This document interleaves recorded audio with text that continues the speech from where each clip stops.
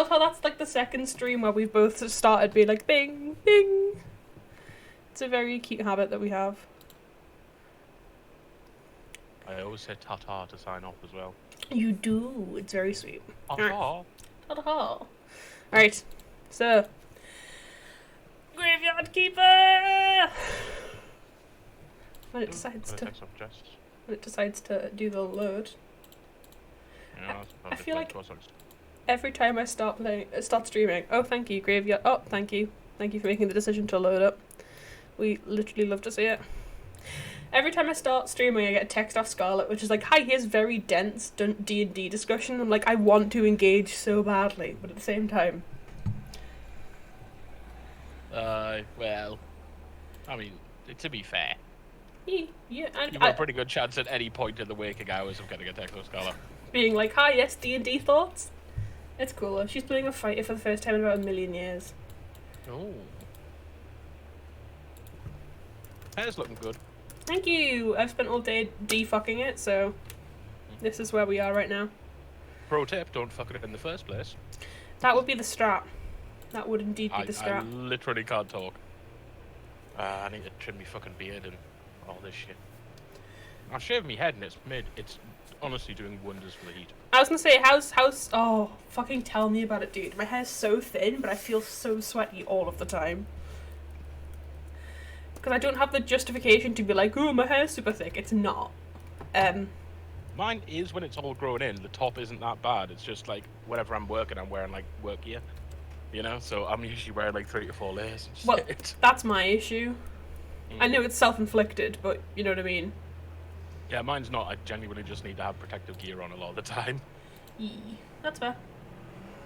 Right, so you got some carrots, and you may have noticed when you cleared up the poop, you also got some seeds, which you planted. I'm just trying to remind myself where we're up to. Yeah. Yeah, I say we while I sit here eating a fucking cheese toasty. Oh god, toasties are so good, man. God's own gift. Have you seen that picture of people who have like lactose intolerance and stuff in like across the world? No. And the caption's like, why do white people love cheese so much? And then it's this picture of like lactose intolerant rates like throughout the whole world. It's like, turns out we're the only motherfuckers who can eat it. Oh, for real? That's so weird. Yeah, it's like less than 20% or something of Europeans, like Northern Europeans and stuff, have lactose intolerance. And then it gets bigger in like Asia and the Middle East and stuff. And, you know. So have they worked out what that is? Is it just like Oh, I think it has to do... Oh, this is going to be a really boring discussion. I know, I'm fascinated. Is it like exposure, or is it like just I think it has to do with migration, because the Middle East, right, the crescent of... the Fertile Crescent, which is basically from modern-day Turkey down to about Egypt. Yeah. That is where something like 90% of all the animals that have been tamed, like animal husbandry, like come from. Yeah. And I think it's to do with... The people who lived there were obviously the first ones to get exposed to things like milk and cheese, and it just depends about when they migrated from that area. Oh, so if they stayed in that area long enough and then migrated into Europe, they have the gene that allows them to process cheese and milk. Fucking ninja. If they moved out before that, then they don't. They just don't have it? Yeah, basically. Oh, there's dude. a couple of weird things like that comes with genetics. Like, for example, coriander's a really weird one. Is that the soap one, right? Yeah, to some people it can taste like battery acid or soap, and it's literally just because you don't have the gene that allows you to taste it like as a nice thing. Yeah, no, it ruins Indian meals because it tastes like fucking soap. Oh, I fucking love coriander. No. I grow shit tons of it because for me it tastes fine. Weird thing, tomatoes, and I must get this off my mother, tomatoes to me always taste bitter as fuck no matter what, and I've had like my dad or Jess like have a tomato, like a cherry tomato or something, and be like, oh, that's so sweet, and it's the most bitter thing in the fucking world to me. I can't do raw tomatoes because they're just so fucking bitter. Oh, dude, that's so weird. And is that another coriander type deal, or is that like a specifically just you being a freak thing? I don't know, but I obviously am not close enough to my mother to be able to test this, but if it comes from anyone, it must come from her because your dad's not got it. Yeah, exactly. So.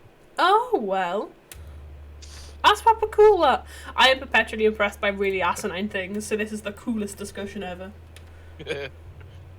To be honest, when we talk about like genetics and migration and stuff, don't worry, we're not going to turn into that type of channel. It'll probably be when I make you play Far Cry Primal. Well, that 'Cause, makes sense to like talk about. Yeah. well, for a start, the languages in that were made up, but they were made up by like a legitimate linguist who based it all off like Indo-European languages and Which stuff. is baller. Just from the Yeah. jump, the coolest fucking thing ever. Mm. But yeah, so. I showed you that interview with the dude when he was talking about it with someone who was actually a really good interviewer. Mm-hmm. And it was a lass, but she did like belly dancing because she had like Persian background and stuff. Mm-hmm. And she's like, oh yeah, no, where I do it, there's like two different styles that come from like basically just over the border, and they're very, very different. Like one is very pronounced and one's very subtle and stuff. And he's like, that's a very interesting sort of Like nuance. comparison, but yeah, it does actually work. Yeah, no, it's very similar in terms of like the way that we're talking about the language and Dope. the way they spread and stuff. That's fucking cool, man. What I wouldn't give to be like to go into like anthropology or like sociology. Oh, I'd love to be a fucking anthropologist, mate. I'd fucking love it. It's the coolest shit ever. It is. But it's always rich white boys who end up in it. You know? Well, that's the anthropology is so intrinsically linked to colonialism that it feels a bit like squicky to get involved. That's it doesn't have to be. That's the point. No, well, the yeah, past no, does it's not mean the future, but yeah, no, we should be actively trying to decolonize education. I'm very intensely about that kind of thing, but like, I am but one. custodians of knowledge, man. Yeah. Carla's got a whole fucking bit about this, about custodians of knowledge and who they've decided is allowed to possess and pursue knowledge, as opposed to people like me who are expected to just load the truck and shut the fuck up. Yeah, no, the academia in class has always been like a massive sticking point for me. Yeah. Well, I am not even working class, effectively. I'm underclass, so I'm not expected to have any fucking education, if I'm absolutely honest with you. I mean, that's just the reality of it, If this was like 40 years ago, I'd just be working in a fucking factory. Problem is now there's no fucking factories. So Well, yeah, that's the thing. you just get to be poor and miserable. Yes, you do actually need to go this way for Mr. Merchant. I would not eat the carrots. Genuinely, I'd just save them for the... Oh, yeah, for the donkey. Fuck, I'm so stupid. It's alright, you can get more seeds. Just south of the miller, there's a farmer who sells seeds and stuff. I've got some planted up already. Yeah, I think you had like 3 patches, so you'll have enough. Cool. Also, at some point, you might want to think about getting a few chests down and... what do you call it? Oh, clearing out your inventory, yeah. I love how that's already making you angry. It's not really, it's just... later on, you'll need bigger and bigger amounts of stuff to be able to, like, clear stuff out, but yeah. Oh, for real? Yeah. Oh, and if you can clear out the undercroft, that does make things a hell of a lot easier for you. Just for, like, storage space and that?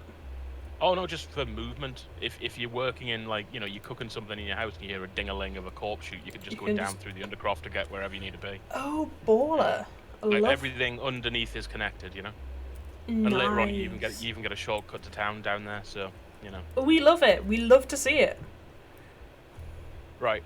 I would wait until maybe you've cleared some stuff out, but you might want to come back and get all those mushrooms, because you can get a perk if you do a lot of gathering that gets, like, double the resources. Yeah, I don't think I have the thing to gather mushrooms at the minute, so I'm kind of just bracing myself. Do I? I think so. Walk up to one, and if it says oh press yeah, F because I've got roasted mushrooms, so yeah, I must do. But also, I would... Oh, give me 2 seconds, because that swamp you can actually get through, because there's a character you need to meet down there who's only awake during the night time. Oh, that's spooky. We love that. It's a witch.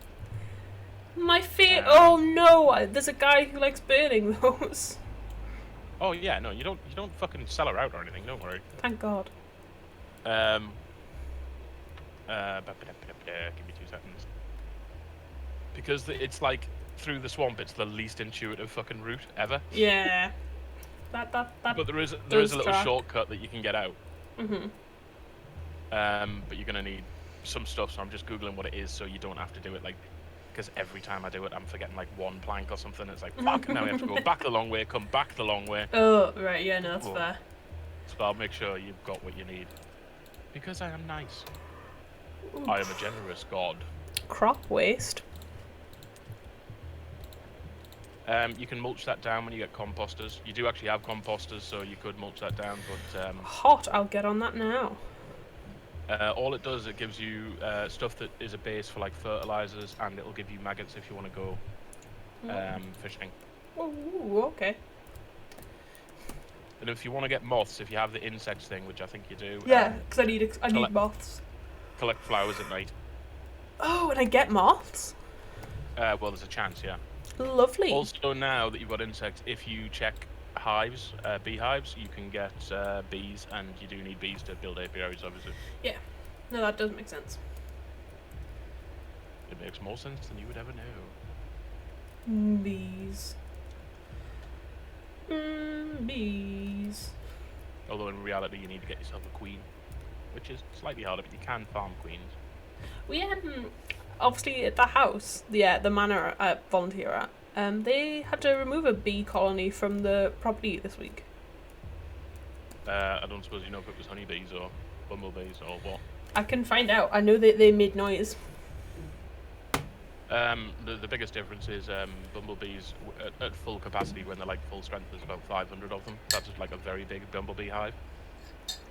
Whereas honeybees, it's just whatever space they've got, they will breed up to that space. We're talking like 50, 60,000. You know? I'll get you a picture of the hive. Chris can have bee time. Bee time. Bee time with Chris. Mm. It's bee time with Chris. We have to make that a thing now. Mm-hmm. Oh, I got stuck in the ankle, like I said the other day, and it took about 3 days for that to stop aching. I forgot how painful that was. Mm. Oh, it's even our Chris was the one who got it as well. Mm. Yeah, a local beekeeper was contacted who came along and took care of them. Yeah. No, that's it. That's literally all you have to do. If you see honeybees or anything, and they're on your property, tons of people are like, oh, I'll just kill them. It's like, go on the British Beekeeping website, it'll tell you where the beekeepers are in your area. It'll give you contact numbers. You just ring them, say, I've got a hive, do you want to come get it? And they'll come get it for free. Because they want bees, strangely enough. Yeah. You know? Here's and they'll either keep it or pass it on to someone. There's the bee info. Enjoy that. There's a shit bee pun in there, because of course there is. Oh. It won't let me look at it. Why? No. I don't have Facebook. Oh, okay. I'll copy and paste it. I hate this is a really weird distraction, guys. I nearly sent that bee picture to someone else. There's the bees.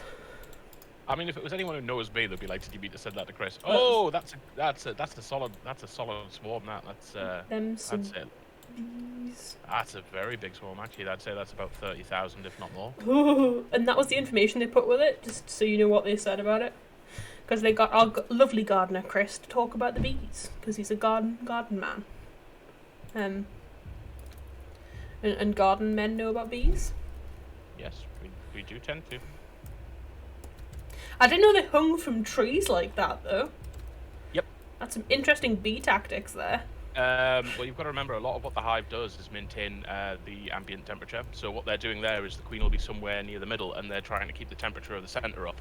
Mm-hmm. So she's safe. Have you ever just thought about how a swarm of bees is just like a cluster of bee simps? You say that, they're all women. Yeah, what is that? I'm gay, I'm a simp. Who cares? No, the men do not swarm. Really? Like at all? Are they just too... No. All the bees that you see out and about are female bees. All the bees you see flying are female. You'll only see males fly once in their life, and it's to do mating flights with queens from different hives. Males are effectively fucking useless in the hive. They do next to nothing. That tracks. And in the winter, they kill them all off. They push them out the hive in the cold. Because it's like, we don't need you. It's what we should do, quite frankly. That's what feminist revolution looks like. We should take their point from bees. I mean, yeah. See, the thing is with feminist revolution, if you're genuinely talking about like violently overthrowing men are pretty good at violence. We've been doing it for a few thousand years, so might not go the way you expect. Not every man is good at violence. I think you're giving some men a lot of credit. Oh no, we've got your gay agenda to thank for that. Oh. I really do have to look into some of that conspiracy theory stuff about the gay agenda, because it's brilliantly fascinating. I mean, don't get me wrong, legitimately fucking worrying and dangerous. Oh, it's massive crackhead energy, but I mean, it entertains us, so fuck it, join the party. It's all that estrogen that we put in, like, processed food to feminize men. Okay, so just make sure you've got 6 flitches, 3 planks, and 10 nails on you. Oh, to go do the thing? Yeah, you can do it whenever, but I don't need you know. 3 planks, 6 flitches, 10 nails. Okay. And just keep them on you, because I guarantee you'll do it, and then you'll forget them. 6 flitches. 3 planks. 10 nails. Oh, planks are like fancy flitches, aren't they? Yeah. Well, yeah, you level them off and take them.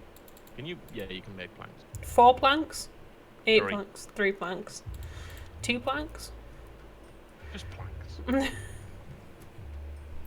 2 planks. That was the running name for this stream. Fuck you.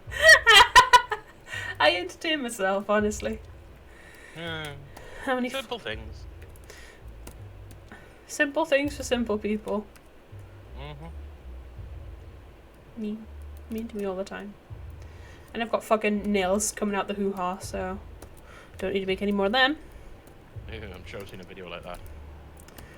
Sir. That was a joke, and then I remembered I actually have seen. Sir. Like that. Can I put my skull, my bone? Put bone in box. I was just looking at that bone. I thought, oh, I can make arrowheads out of that. Oh no, that's divinity. Unfortunately, I do not have any teeth for you, buddy. No, teeth are for thunder arrowheads. Bones actually just are good for making arrowheads. Okay. Oh yeah, no, I suppose that makes sense. I'm pretty robust. If the person, drank a lot of milk, that is.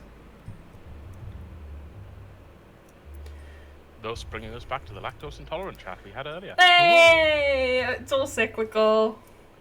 It's like a well-written book. A reference.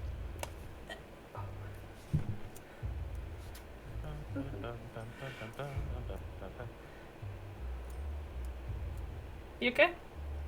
Yeah, no, I'm absolutely fine. Still waking up a little bit, I'll be honest with you. That's fair. Let's go, swamp time. Let's go. Yeah, it's the least intuitive route, so you go through sort of central about here? No. Ah, you can see there down to the south. That's the route. Oh, right, okay. That nicely well marked out path that's a different colour to the rest of the grass. Yeah. That And also those white flowers you can see. You need one of those. It's hiccup grass, and it's for the merchant. That's a pretty. With the hiccups. Oh, that's very pretty.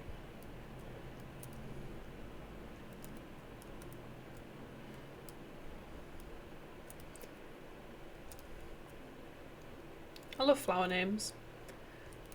I like flower meanings. I got into a really long discussion at work about like Victorians making weird languages for things, and we talked about fan language for ages. And then it's like I like that flowers have meanings in bundle, and like if you get a bunch of flowers,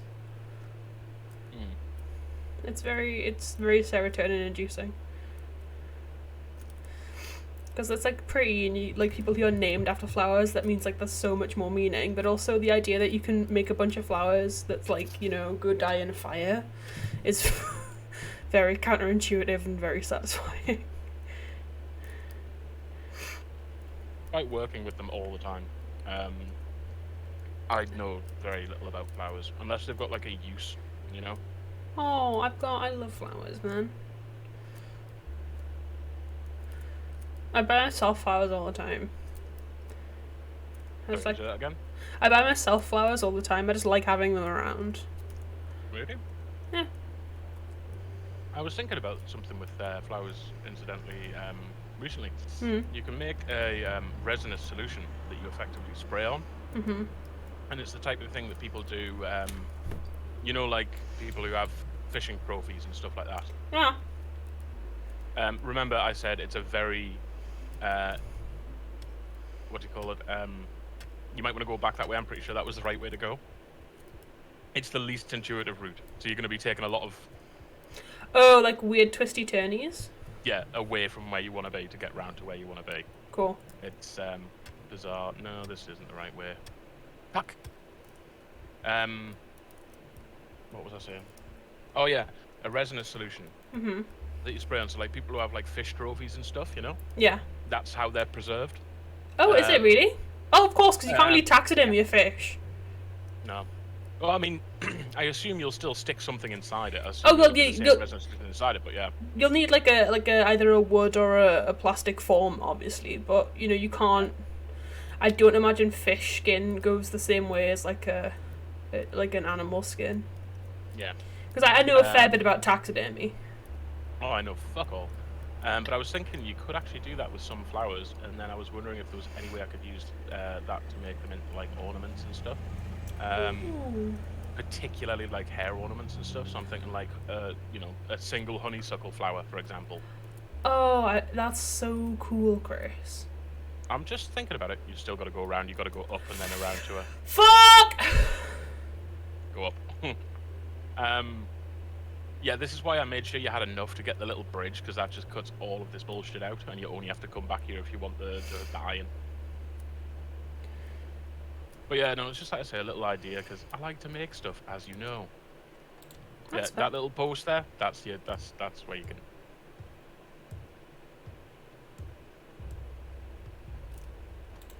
And we call this get out of bullshit free card.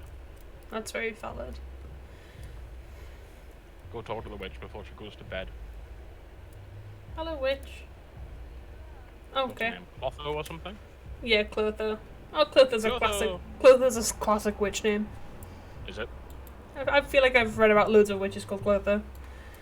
I've read about no witches because that's not my vibe. Ooh, I said vibe. I want to kill myself. You're one of us now. You say that. I think I'll be brushing off on you more than you brush off on me. It's pretty Poggers move, buddy. You'll know it when someone does something sweet, and instead of going, oh, you go gay, and just walk out of the room. Gay. That was Chris's words coming out of my mouth. I was momentarily possessed by the spirit of Chris. Yeah. Yeah, no, I walk past a witch burial of a grave of witches every day to get to work. I should probably know things about witches. You don't want to know what I walk past every day to get to work. Oof. Again, one day I'm going to have to take you up the walk to where my bees are from my house, so you can see the little cut that has the honeysuckle and all the lilac and stuff in it. Yeah, no, it'll be very cute. It's a pleasant walk. I feel like I should out you for the hair colour thing, because it's genuinely the cutest thing that's ever been said to me, but I don't think you'd appreciate it. I don't mind. Yeah, so I change my hair. I'm all about being genuine. I change my hair pretty much all the time. They should already fucking know. If you dip into the VODs, you must have had 3 fucking hair colours by now. Yeah, I've been rocking the green for a while, and by a while I mean like maybe a month, so that's a bit long. So I was like, oh, I'll do a new colour, and I asked Chris, and he was like, oh, well, I'd said either go full neon green, which would have been really hard to maintain but cool as fuck, or pink or purple, because they're the 2 colours I've not done properly. And Chris was like, well, I'll be honest with you, lilac's in season at the minute, so go purple. And I was like, well, that's adorable. I've heard nothing better in my entire life. There are no more options anymore. I am going purple. Yeah, I noticed the first honeysuckle starting to open this week as well. So I need to start investing in pink dye pretty soon. Well, it depends whatever you want. There's a lot of different colours to honeysuckle. The ones I like are usually like the whiter ones, but yeah, there are some, as I've showed you, there's some pink ones and things like that. It just, with my hair being so dark naturally, like, you can't really see, but my fringe, like, those bits are, like, genuinely, like, purple grey, like, they're really light. And, like, that's not gonna be, they're, like, fine now, because I've, like, sprayed the fuck out of them with coconut oil, but, like, they're gonna hate me in a couple of days' time. God, so much fucking maintenance. I used to have long hair all over, and I shaved the back and sides just because it was too much hassle to maintain. I mean, mine's not, like, super long, so it's, like, fine. When I cut loads of it off recently, I'm living such a better life. Usually I air dry, and I have, like, coconut oil and, like, a leave-in conditioner that, like, I 2-in-1 shampoo the bad boy, and then hoy in too much fucking coconut oil conditioner, and then just go about my day. The vibes are generally pretty solid, so it isn't the worst. I would braid me hair if I could be asked, but I honestly don't know how girls do it when they take care of like stuff like that before they go to work. It's just, oh, that would be too much fucking hassle for me. I mean, braiding's not terrible.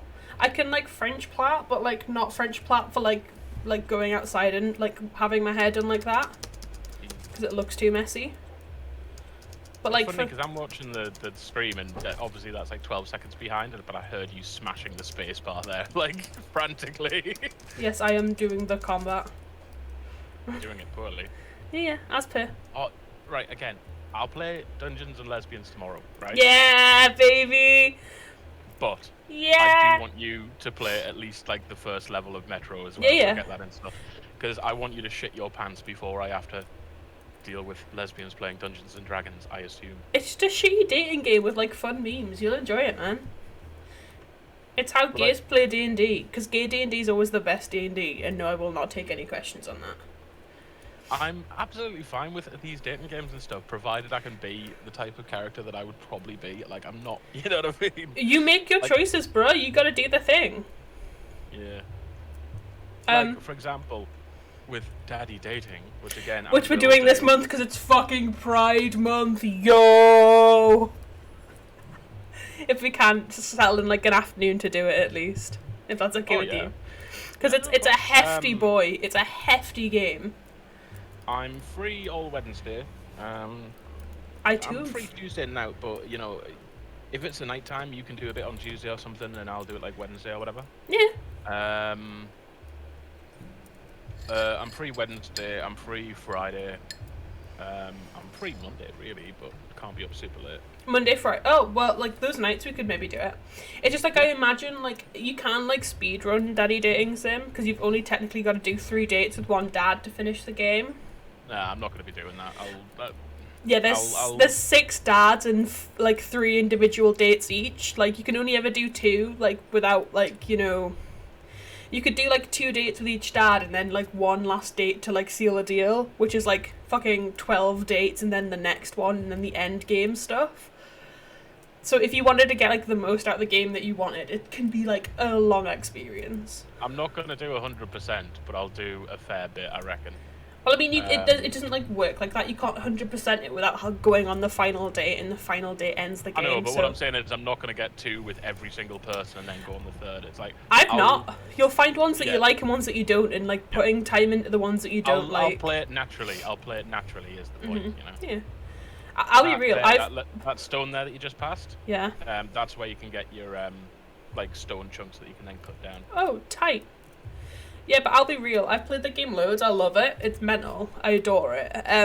I've not been on both of like Brian's dates. I've not been on any dates with Joseph. I'm not that person. I'm not that envy.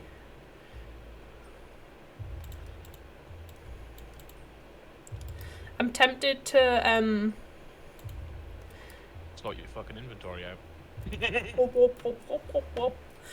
No, we'll have to get like Gay Steam married for you to get it, but yeah, unless I might buy you a copy to so you've got it forever.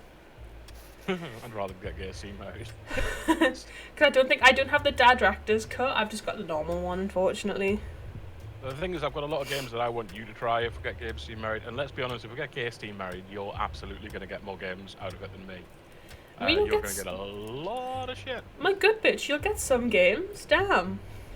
I know, but you'll get a lot of games. You can play like Spiritfarer. You can have like Portal games. Oh shit, you'll get the Hitman games. Nice, yeah. I'm making you play the Hitman games because they're fucking spectacular. You can have my Dragon Age. When I say the Hitman games, I don't mean just the new Hitman games. I mean like the old ones that were on PS2 and stuff. Yeah, Like, I actually very much would be up for that. Silent Assassin is honestly one of the best games I've ever fucking played. Everyone I've ever talked to about it got it just because it was sort of there, and then it ended up being one of their favorite childhood games. Yeah. It's the type of thing that we used to play with like 4 or 5 of us would all just sit and fucking chill and play this over and over again because it's got so many different ways of doing shit. That is an impeccable vibe. But, yeah. In fact, I'll send you a video later on for it. Go for it. Actually, I'll send you the video now and you can watch it later. Hell yeah. which means I'll have to put your thumbs in screws to make you watch it. I'll do it at some point. I'm just A, forgetful, and B, tired all the time, so extra forgetful. It is what it is.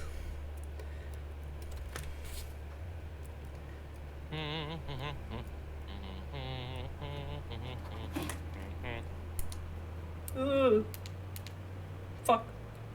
Hate the spring light.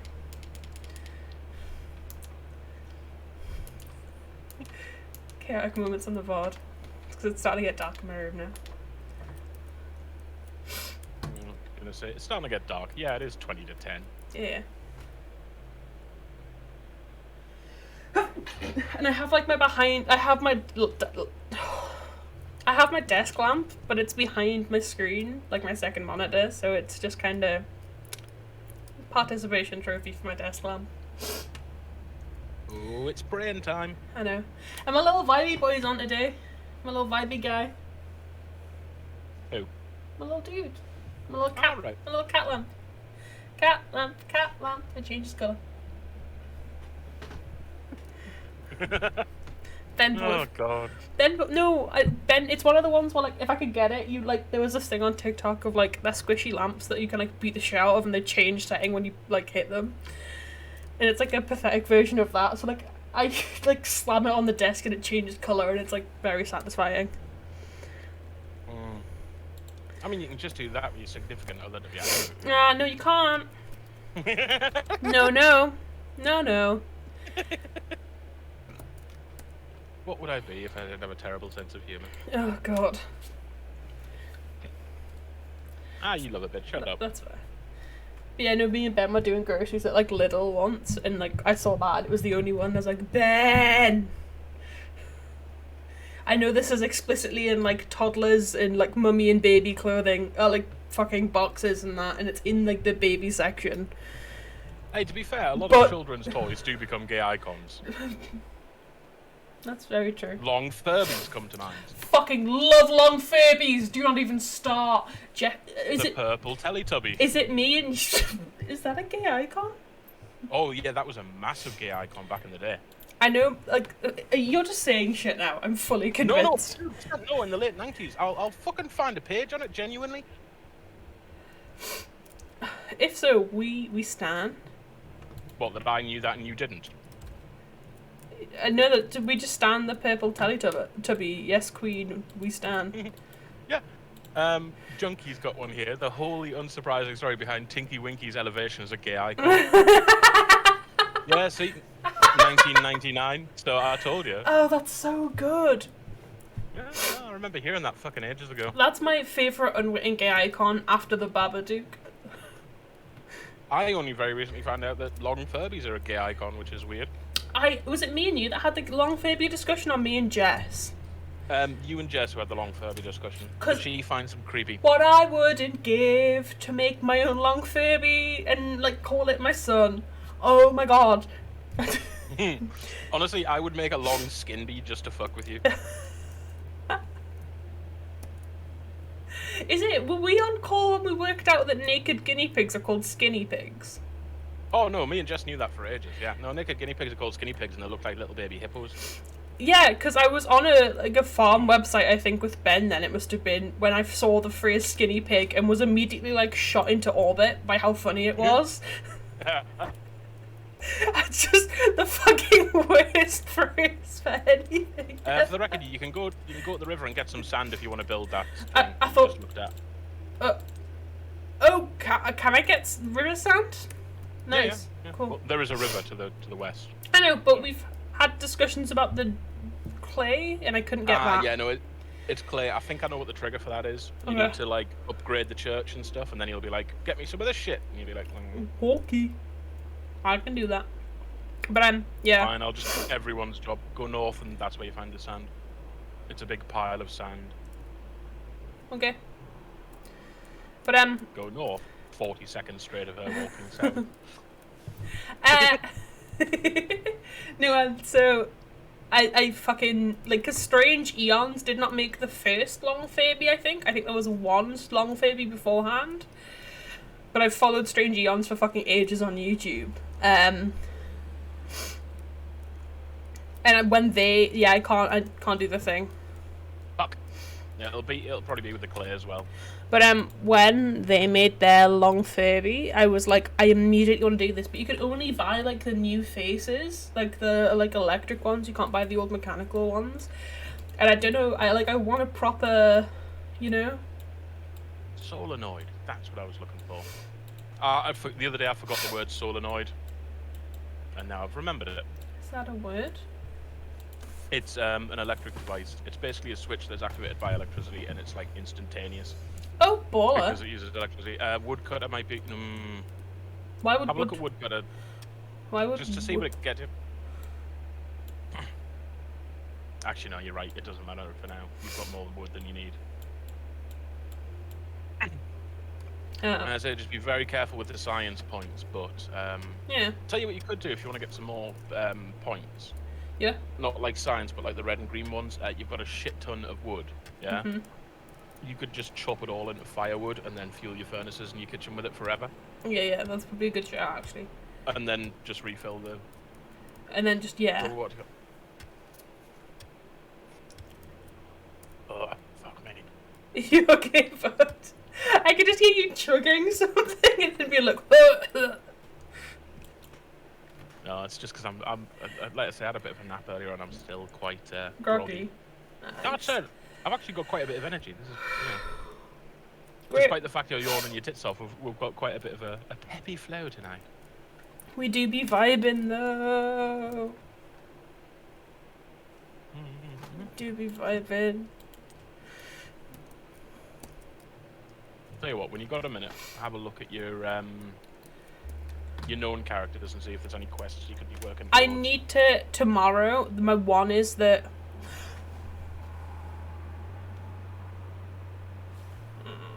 it's not tomorrow. It was yesterday. Fuck! I got that skull for the astrologer and then didn't go yesterday to go see him. That's alright. Look at me in my tiny brain. And then I've got to do 5 honey pots.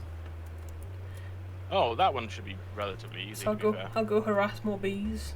I've got one. Yeah. You had one off earlier. Yeah. But there's 2 trees up here near the apiaries, so. Let's go. Just stick your hands in those every couple of days and you should be fine. Go twats. You can get a beekeeper perk.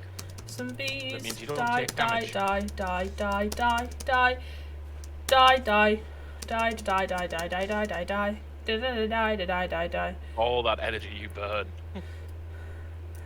You wait for them to sweep and then you do a quick 1, 2, 3. Or you just yell.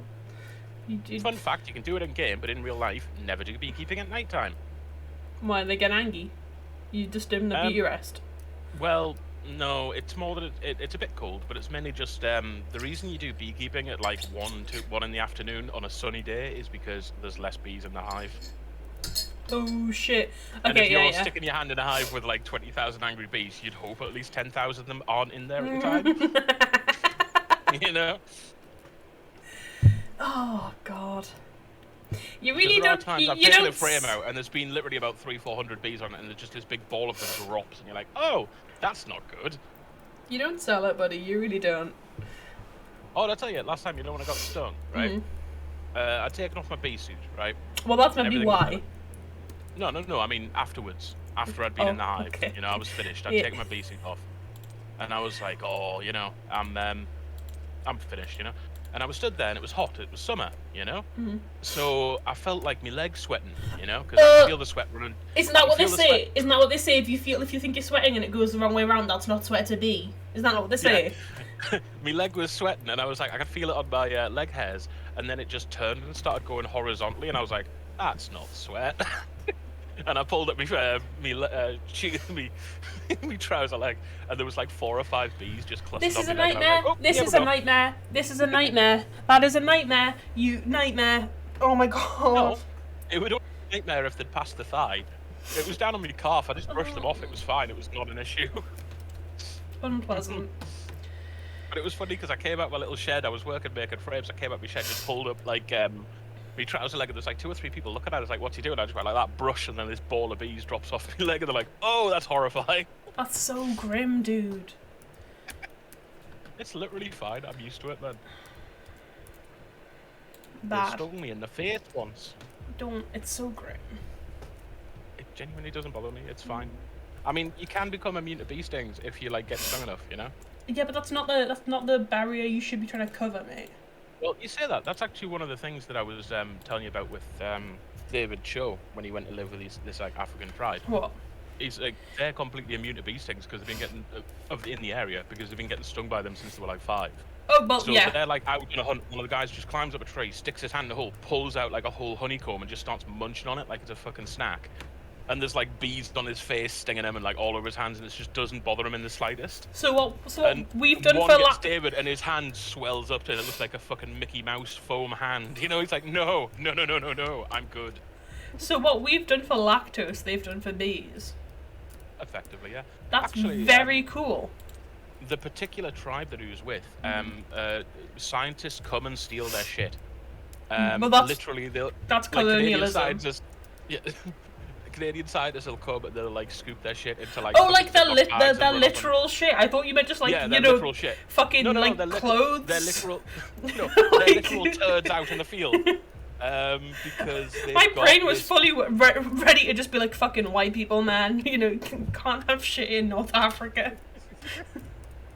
But no, it's because they've got this gut biome that's completely unique from like the rest of humanity. That's so And cool. they're like, it's super fucking healthy. They're like, if they could just work out how this happened, it might be useful.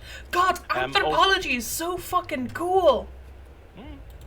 Well, I remember when I was a young man, I'd come back from me training, and I'd spark a doobie and watch like Bruce Parry, because it was on just as I got back from work. Yeah. And that was what really sort of flicked the switch. And ever since then, it's like anything to do with anthropology or tribal peoples, I'm like, you'd stay 1,000% on board. Yeah. No, absolutely.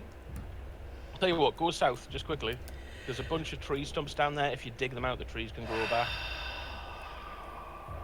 Don't fucking sigh at me, bitch. Sorry. Just saying that if you want, you don't have to do it now. I'm just saying if you fucking dig them out, they'll regrow. all of my shit though. I go repair it then. Well, that's what I was doing, and then. Okay. Have a look at the carpenter's table. You might actually be at the level where you can make better ones. Nope. No, it might be a perk then.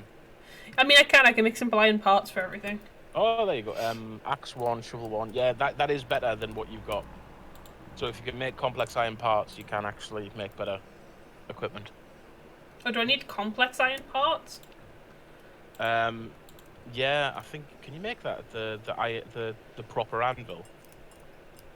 I can, but it's corpse time, baby. It's corpse time. It's corpse time.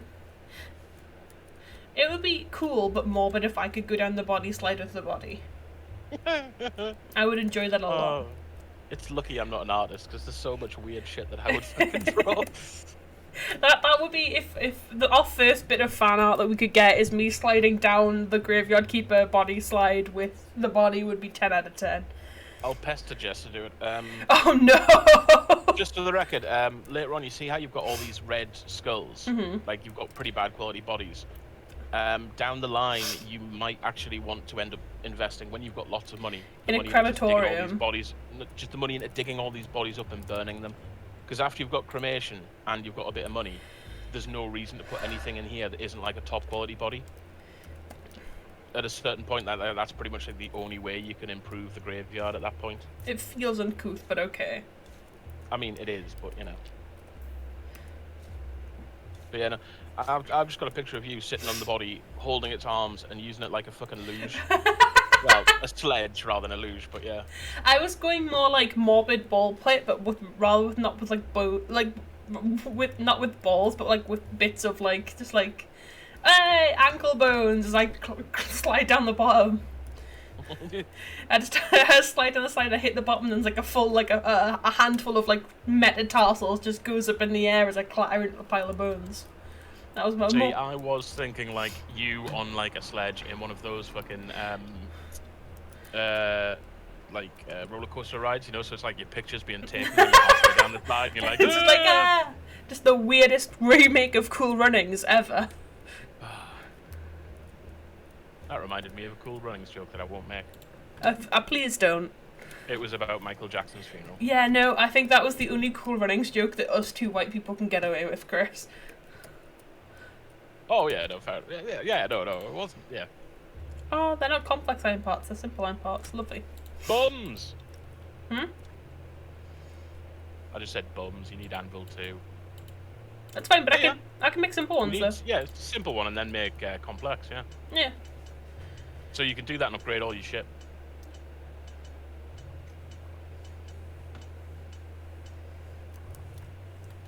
So what other quests are there for you to do? I mean, you can have a look in a minute when you've got some time.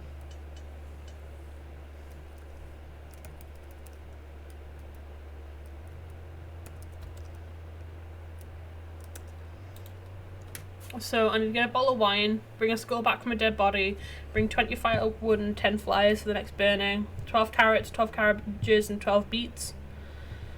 You can do that, but it'll take some time. Beets! Find a stamp and sell meat to Horadric. Bring 5 honey pots, I only need 1 honey pot. Help witch restore memory, grow a silver star pumpkin for Clotho. Right, the pumpkin's going to take a while. Yeah, I had the sneaky suspicion about that. You can probably buy one eventually, like, but the wine might take a while. Yeah, Again, unless you buy it. Mm-hmm. The stamp you can get at any time when you have the money. Oh, do I have to buy it? Yeah, it's like you're buying the right to sell meat. It's from the little box next to the church.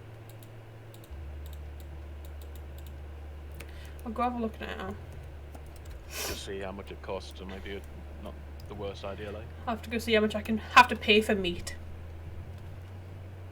Well, it's how much you have to pay for the right to sell your meat, and you are selling human meat, so you should be allowed. This is selling my meat. Oh, is this chuck or skirt? It's calf. What part of the calf? No, calf. No, yeah. Surely there must be like human equivalents to like chuck and skirt meat. Why does every conversation that we end up having during Graveyard Keep revolve around cannibalism? Oh, it's just for like 10 years later, so there's like recorded of evidence when I come out as the next Joffrey Dahmer. Right, so where do I... Royal stamp, is that what I want? Yes, that, how much is it? Oh, you need 30, so you need to be a citizen, so... 50 silver! That's not as bad as it sounds. Honestly... 50 silver! What's your quest for the church? I've got to go burn witches, so we're not doing that one. No, that's the Inquisitor, the church. Oh, the church? Yes. The church. Because there's quite a lot to do with that, but the more you upgrade your church, the more you're getting donations as well. It's quite near the top. Bishop, there's nothing. Yeah, there's nothing there. Oh, you need to talk to him again now that it's open and running then, I think. I talked to him yesterday, but he didn't say anything interesting to me. Might be another trigger then. You might want to go meet Snake. Well, I've met Snake. I know Snake. Yeah. That Snake there on the left, you haven't met him. But I've talked to him. Did you? That's how he's on the list, because I've talked to him.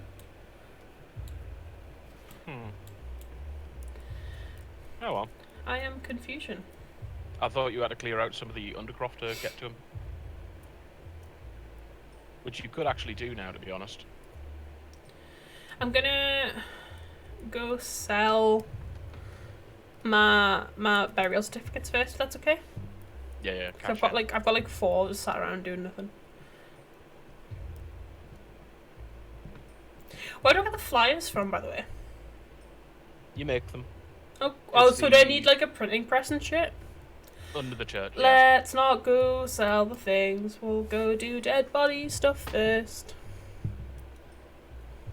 And also check the time of day, because he comes at the end of the day. If it's about to turn night time, there's no point going. Yeah, it is as well. Sleep. Ah, jeez Louise. The university student is bad at time management. Who'd have thunk it?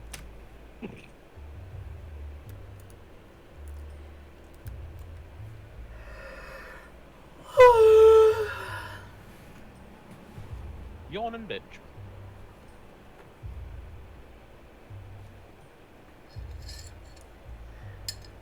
Am I failing to entertain you? No, I'm just sleepy. Sleepy. And sleepy.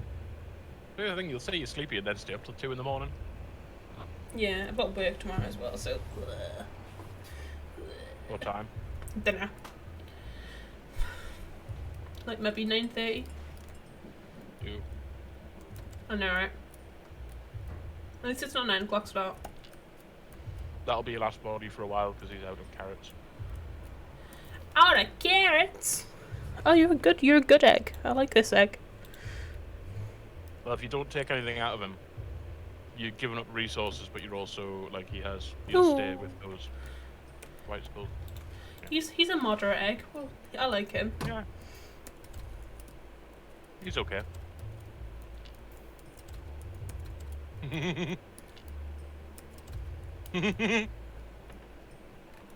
I hate the fact that you're watching this stream and not the live footage. So like my brain did that, and I didn't even get the first laugh by the time I'd managed to sort it. So I was like, I've got 2 Chris bullying me episodes are just about to hit in 3, 2, 1.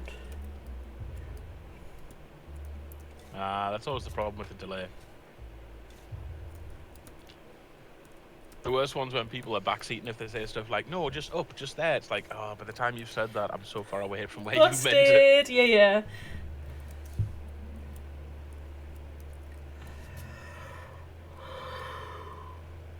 Oh my god. I am very sleepy. I'm still waiting on my minis. Oh, still? Yeah. Damn. Well, it said it was going to be... It's only been a couple of weeks. They said it was going to be a couple of weeks, you know? That's fair. So Oh! it's not that bad. And I have got quite a few coming. It's just... this is like the perfect time when you're doing cozy streams that I could just be sitting there. To be doing shit. No, absolutely.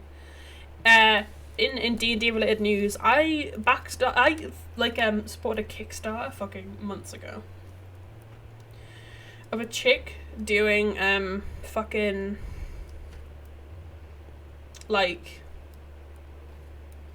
dice that's called Dice Unfolded, and it's like a pin badge campaign where she's made pin badges of like all of the D&D dice, like the polyhedral dice unfolded in the like pastel and floral, and it's super cute. And I got my tracking code this morning, and I was fucking on one because I thought it would still be ages because it's coming from the US. But no, it's like coming relatively soon, and I was fucking over the moon. I got like the UPS shipping this morning. Cool. I've got 9th to, just checked, 9th to 10th of July is when I get my minis. Nice. It's when I get Big Corpse Man. Big Corpse Boy! We love to see it. I mean, I am really tempted to get some of the pirate zombies and stuff from Warhammer, some of those, and use them as D&D minis. You should. It's like minis are minis, you know what I mean? Warhammer ones all do. I just want someone to have like a fucking pirate campaign so I can slap down a Necrofex Colossus. I'll lend you... play jaunty sea music through the entire thing. Hey, Saltmarsh is my favourite campaign guide. I will lend it to you if you want, so you've got that setting, because that is exactly that. That's weird shit in the ocean. Oh, I'll be honest. If I was gonna DM, I'd like to do like a joint DM type thing. My first, just to make sure I don't fuck everything up. You could joint a rotate DM. I would be super happy to do that with you. I know Scarlett does a rotate DM game, and we've both been invited to a 3.5 fucking donkeys ago that didn't end up happening. But we would both rotate DM with you if you wanted. Yeah, no, grand.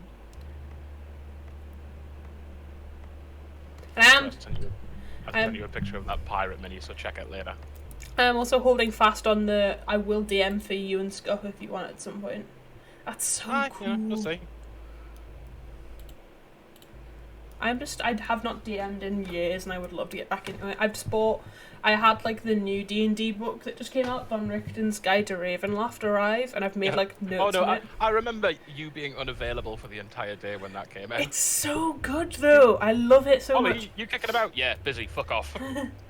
It's so good though. It's like maybe like 20 or 30 different, like, because the whole idea is like, obviously you've got Faerun, which is where like all of like the Baldur's Gate games happen in Faerun. Yeah.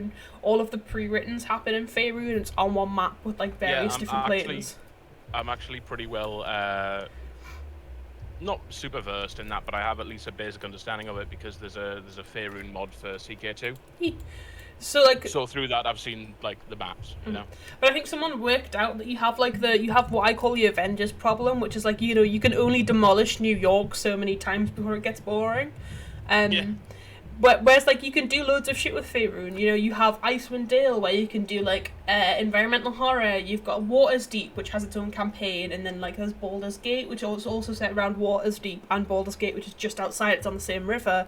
You have the Kingdom of Many Arrows where you can go do adventure stuff in the Orklands. There's loads of different places that are like really cool. One day in the distant future, if we get followers, this is one of like, I'll just say this, for the posterity of the stream. My goal is, by the way, you can equip your better axe and get rid of the rusty one. Ooh, big brain shout. There are a lot of old games that I want you to play that I grew up with, and one of the ones I did was, I played it on PS2, but it was also on like GameCube and other stuff like that, was Baldur's Gate. It isn't like... it's more action than like turn-based combat and stuff. But it's still based in Baldur's Gate. It's still got all the spells. It's D&D, you know. Next, It is D&D. And it's like co-op as well, you know. Nice. So if there's two of you playing, that's 2 characters. And the first game had 3 different archetypes. The second game had like 6 or something. I really enjoyed those games, and I have sort of worked out how to get one emulated through Dolphin. But problem is it slows down a bit, so I think I've got to tweak the settings and stuff. I'll just look up a guide and get it fucking done. But I would love to do that with you. The problem is it would have to be in person because Well, yeah, it's a local co-op, so I would definitely down for it though. Yeah, but again, that'll be in the future because that's not the type of thing that'll pull in viewers. Not that we seem to give that much of a shit about that at the moment. It's like we said from the beginning. We'd be doing this anyway, so we may as well just record it and stick it online. Fucking for real, man. Yeah, that's if one person enjoys it, that's something, isn't it? That is the vibe. And hey, if that one person is classified with between the two of us, that'll do too, I guess. Yeah. But I definitely want you to play a bit of Metro tomorrow. I can't wait to watch you shit your pants. It'll be fucking. Yeah, no, I'll get it downloaded tonight, and then when I get in from work, I'll get comfy, and then proceed to scare the shit out myself. As one does. But yeah, so the idea with Faerun is like you can do loads of cool shit with it, but you can only have, like world-ending monsters invade so many times in campaigns before it's like, yeah, you kind of did everything. So in horror, in like most fantasy settings, it's kind of hard to balance because like, and there's like little bits with Van Richten's that's like proven that, but that's a different grumble altogether that I'll get onto. So they built Ravenloft to be the place where Curse of Strahd happens, which was one of the original D&D campaigns, and everyone kind of knows Strahd von Zarovich and the Curse of Strahd in like the D&D kind of... If you play tabletop games, you probably know about Curse of Strahd. Well, I've heard it millions of times. I don't know what it is, but I've heard it. It's like the basic D&D horror game. You go to a misty realm that happens to look like Eastern Europe, and there happens to be a vampire that happens to live in a big castle. Yeah, and it's there's like all the people are miserable, and there's a mist that covers the edges of Ravenloft, and they can't get out of Barovia, and your intrepid heroes have to go kill zombies and vampires and werewolves and save people, and there's like travelers who happen to be in like carriages and tell fortunes and definitely aren't a racist depiction of traveler communities. It's one of the biggest grumbles. The Coast is incredibly racist all the time, but so is fantasy, but neither here nor there. But the whole implication is that like Barovia is where Strahd lives, and there is a mist that is around the edges of Barovia, and there are other demi-plane, like Barovia is a demi-plane, and there are other demi-planes ran by other Dark Lords that border onto this mist in this alternate world. So that kind of Van Richten's is the idea of like, let's flesh out some more of those demi-planes so that you have a world that isn't Faerun to run different horror games in now. So you kind of avoid the Avengers syndrome.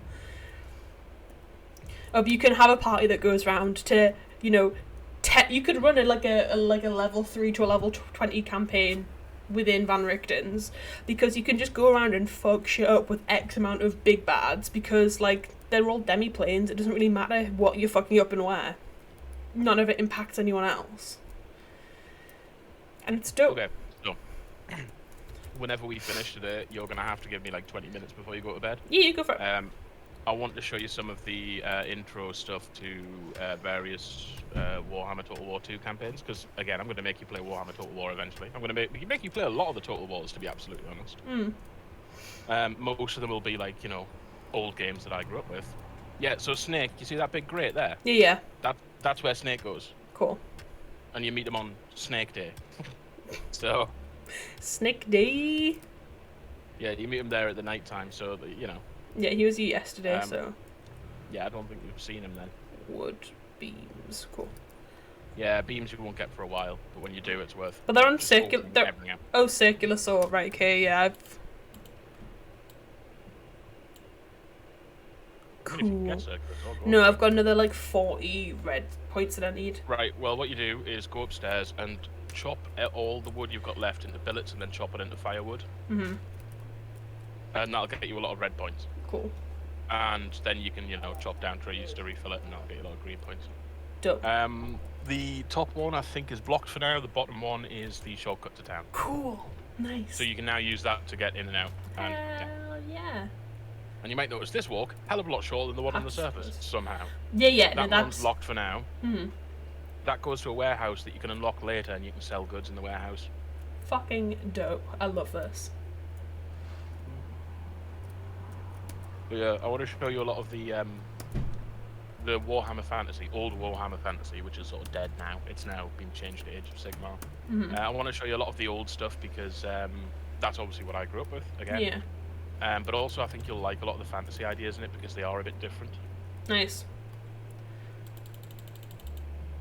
Like, they're not super different, but they are, like, different enough. Not classical fantasy, which I always like things that aren't classical fantasy. Well, there is classical fantasy stuff there, but it's always got a little twist. So, like, when you talk about Curse of Strahd, that just sounds like the Von Carsteins to me. Yeah. Which is, like, the vampire counts. You know? I think the original Curse of Strahd came out in the 80s, like, with the original raft of D&D stuff, so... Original Warhammer Fantasy did take a lot of shit for just ripping stuff off. Like, absolutely. No, I'm just saying, like, you'll play Curse of... I always say to people that when people sit down to work out what pre-writtens they have and haven't played, everyone has always played a little bit of Strahd, because it's just, like, it's such a... There are some things that are so big in certain fandoms that you kind of can't avoid them. You'll have played a bit of Strahd if you play literally any D&D. Yeah. Well, any more than I have. Because I will admit, like... No, again, we have... Tyr is a Strahd villain, you know what I mean? It's not... The Strahdian villains are a certain type of villain. The certain type of game is a thing... Like, the way that the game is set up itself has been, like, taken by so many games, like... The idea of having a villain that is conscientiously there pressuring your parties is like a Strahd villain, so that's Tyr for us. You've played against a Strahd villain. Yeah. But I would also say a lot of the stuff with Warhammer Fantasy, you'll probably notice lots of bits and pieces of it, because, yeah, it even back in the day, it was known for, like, ripping shit off, but, you know, I think you'll find a lot of it interesting. There's a lot of little nuances there, and anything that gives you an idea for a campaign one day. Hell yeah, absolutely. I would quite come to it. That's what I'm saying. I would love for you to build a campaign, like, essentially just to sit and help build a campaign with you, because I think I could bring in a lot of these different influences from mainly video games that you haven't been exposed to. And then you could tweak them to make them work in the world, etc. We totally should. It'd be loads of fun. We spend a lot of time together. At the moment, I'm spending more time fucking chatting with you than I am with Jess. I mean, I do spend more time. I'm going to spend some time with Ben. I was like, yeah, no, I kind of feel like he's getting a bit neglected at the moment. Luckily, he's not a dickhead, so he's not like, pay more attention to me. But you know, yeah, I do feel sorry for the boy. Oh, it is what it is. He works. He made that choice. I could just be a benefits bum.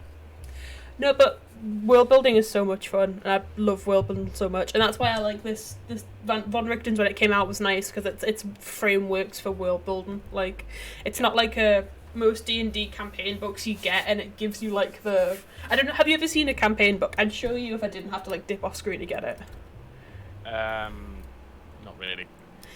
So I'll show you it later. I don't think I can like flash it on camera because it will show up terribly. But like if you read a D&D campaign book, it will literally tell you, oh, players go into this room, read this bit of blurb, And obviously you can choose not to, but you've kind of got to be like, okay, you've gone into this room, this is what's here, here are the diametrics of the room, here's what's in drawer 2 of dresser 5. Whereas the Just quickly get rid of that firewood. There's no point carrying it around, it's only good for one thing, chuck it in a fire. Cool. And actually, if you need more iron, you can go in the swamp and mine all those iron bits. Might do, yeah.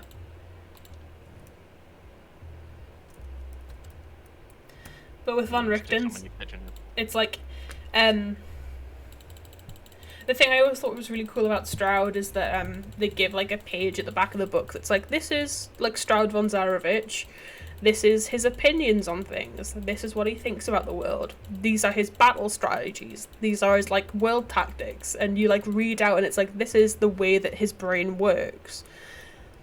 And the thing with Von Richten's is, here is a world, this is the basic map of the world, here are the people who run it, this is how their brain works, go crazy. And it's fucking mint. So yeah, even if, since Scarlet's... Because we talk about D&D a lot, I should clarify, I've been playing D&D for about a year, one campaign with one group of people, and it's like a custom built one, so not like super into it. Oh, so just quickly, if you want to tell if you can harvest the honey, it's if you see the bees flying around it, that means, yeah, stick your hands in. Oh, cool. Also, you need one more honey, so just go harvest that one anyway. Sweet. Yeah, in comparison, my dad grew up playing D&D in the 80s, and I used to read his monster manual like it was like just a book that existed in the world. Like, I used to read it obsessively as a kid. And then my uncle bought me my first set of D&D books for 3.5 and my first set of dice when I was like 12. I played my first D&D. I played my first game of D&D at like 9 with my dad, but it was like really modified, like no character sheets or anything, but like using my Barbies as minis. Yeah. We used to like, yeah, he'd make like monsters out of the monsters manual up from my Barbies, and he would like be like, well, you don't need a character sheet or any numbers because you'd A, 9 and B, just play by yourself, so... Yeah, you're gonna need those bat wings because you can turn them into paper later on. Like vellum. Sweet. Here. You know, vellum was looked down on by the Greeks. Was it? Yeah, it was something that the barbarians did. I suppose they had papyrus, so they can be dicky, couldn't they? Turns out, really hard to grow papyrus unless you live literally on the Nile. Yeah. No, that tracks. Unsurprisingly, that tracks. What day is it coming up? It is... I've missed him again, man! Fucking Skullboy. It's Sunday. Yeah. Well, you don't get bodies on Sunday, so what you could do is go and hand off the honey afterwards if you want. Yeah, and I'll go do my burial papers as well. Yeah, get the honey though. Get it now, otherwise you'll forget. What do you mean? Get the honey on you. Get the 5 honey pots on you, cool. Otherwise you'll forget. Yeah, I'll do that now. You're also going to want your prayer for today. Yeah, I've got it. Casual prayer. You don't? Yeah, I do. Oh, you do. I was getting confused. I was thinking it was on the right. The right is the chest. But to be fair, if you want to DM, books like the set ones are like a good starter for like DMing. Like, you know me, I always go too ambitious too quick. But it's a good, like, even if you wanted to just, like, my first DM session, I, like, fully fucked up, like, completely and, like, nearly killed everyone because I just had no scope of reference. I told us about this on stream, actually, I think.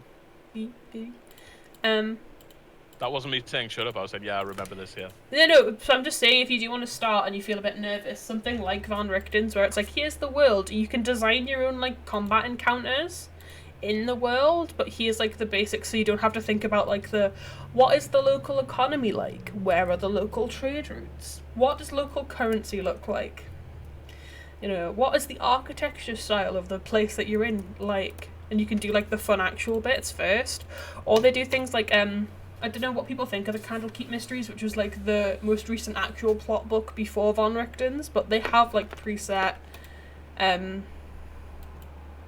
like adventures in them that like just last like a session or two, and maybe running like one of the 2 of those in front of like me and Jess and Scuff, and we'll get Ben in and like see if Chris and Joe want in. Means you can get used to like having to, because it's a lot of shit that you have to manage and a lot of shit you have to keep tabs on, So doing it in a setting where you don't have to big brain like the plot and the characters might be like a not half bad shout at the same time. Because then you know, okay, so if I run what I want to build myself, I need to know X, Y, Z, and I have to have X, Y, Z on hand. So I'll build those first, and then that totally informs the way you build a world and the way you DM. Forgive me, I'm looking up how to make an epoxy resin spray. Nice. Because I actually genuinely might do what I was talking about with the go for it. and stuff. It would be super cool. I love flower jewellery. Well, there's a thing, it'll be real flower jewellery as well, not just stuff made to look like it.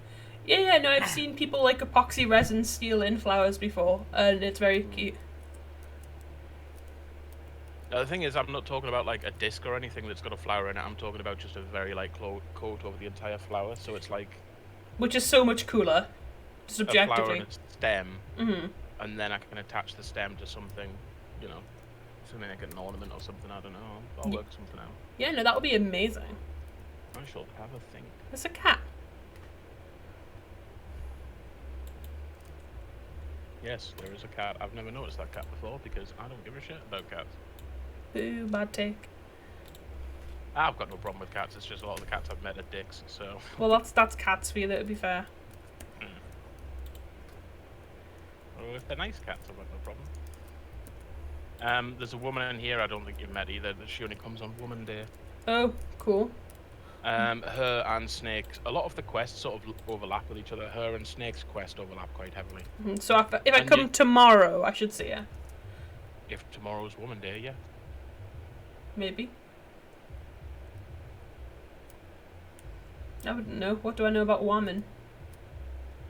Well, I just can't see the icon because you're at the top left.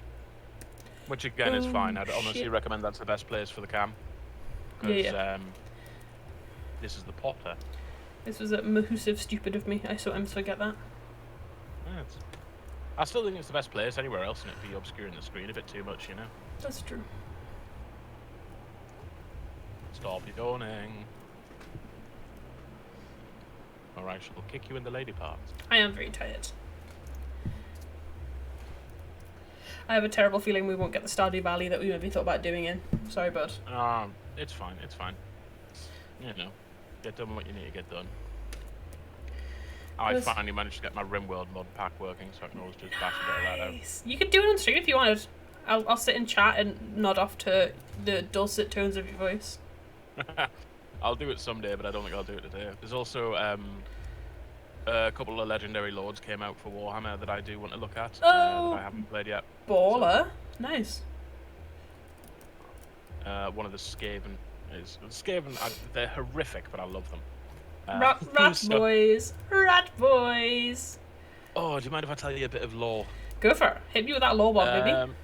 Right, with the Skaven, there's different clans, and all the different clans operate in slightly different ways. So the basic clans that you got is... oh shit, I can't remember them. I can't remember one of them. One of them is Clan Pestilence, and nice. Clan Pestilence is all about like disease and harbingers and stuff. So they have like plague priests. Fucking punk rock. Oh yeah, they've got some of the like. This is the thing about Warhammer. What really got me back in the day is just the fucking box art was insanely good. Yeah. I will say I have a feral love for a D&D class called the Loxodon. Ooh, just quickly, you know how you were mentioning about the fucking campaign books and stuff? Yeah.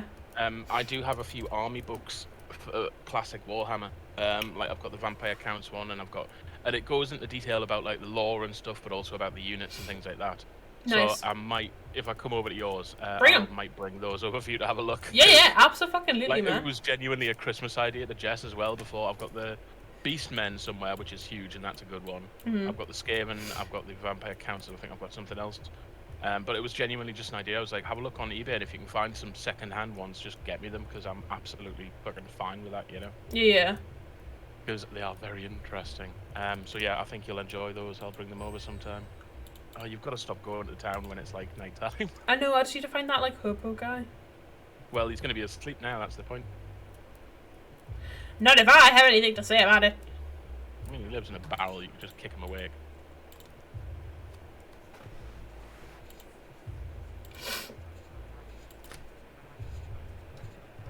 Oh, grim. Okay. Cake. Yeah, this is the Minecraft thing all over again. What? Like, if you have the resources to make a cake, that's actually like a prestigious thing. You know? Oh, oil. You need the oil. No, I think you bought the oil off him, didn't you? You must have done because you're getting bodies. You're getting bodies, so you must have done. Oh, yeah, no, I had done. Oh, yes, so just quickly, right? Yeah. Clan Pestilence. These are just there's tons of them, but these are just the ones you can play in game. Clan Pestilence is all about, you know, plague and stuff like that. All the juicy stuff. Clan Moors is the most warlike of the tribes. Mm. Because the entire point about Skaven is they just overwhelm you with numbers. They're not super strong. Yeah. But Clan Moors is the most warlike because they sort of live in an area where they have to fight orcs and dwarves all the time, so they're a bit more chunky. Yeah. Clan Eshin is my personal favourite. Clan Eshin is like the assassins. No, cool. So they have like gutter runners and stuff, and they're all about assassination and stealthy movement and just, you know, bombarding people. Mm-hmm. Clan Scryer, which is like one of the technologically advanced clans. Mm-hmm. And they make these insane fucking like monstrous weapons like doom rockets and stuff, you know? Oh, cool. Like they can literally make mini atom bombs that they just walk into cities and blow the entire city up. Oh, you do actually have that if you go and get it before the night's over. That's what I'm... Yeah, that's what I'm doing. Yeah, sorry. Delay. That's fine. And there's a bunch of different clans all sort of based around this, but the one that's just got released on Total War is Clan Moulder. Mm-hmm. And they are essentially, they do genetic experiments.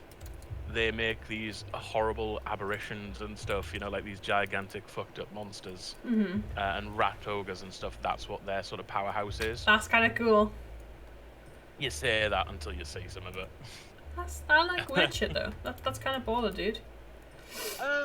Okay, I'll find the one I'm thinking of.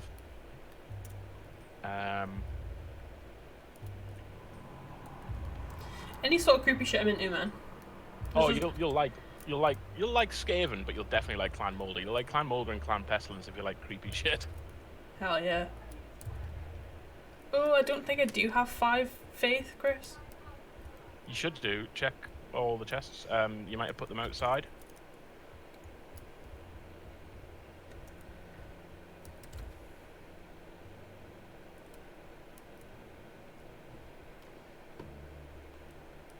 I mean, I don't think there's anything you were spending bits on research.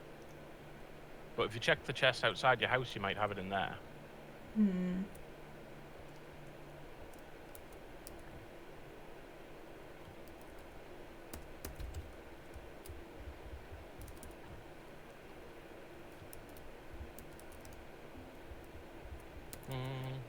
No, I don't have it. Shit. You're gonna have to wait till after hello. next one. People in chat, wild. Oh, hello. Oh, watching me, just popping in at the point where I start to suck. We love to see it. Oh, it's just, I love how surprised we both get by genuine interaction. Someone said hello. Ah! Yeah. Oh no. What?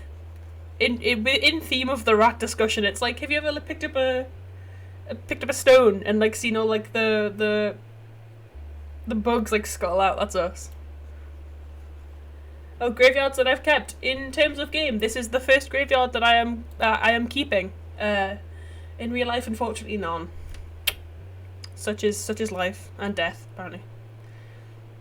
Oh, I have played a bit like, but I have 2 stashed away. I wonder if they're downstairs with in the morgue. Well, I mean, you've got all night. Just, you know, find it. I don't have that much time. I mean, in game. That's a. You gotta keep those numbers up. Yeah, I know. I'm slacking on the graves, man. I just don't have the time to keep all those graves.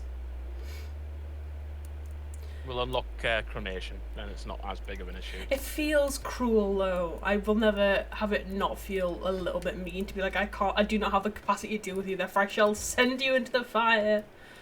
As opposed to peeling the skin off them before you put Yeah, them in but the ground. I like to not think make about books. that. I like to not think about that.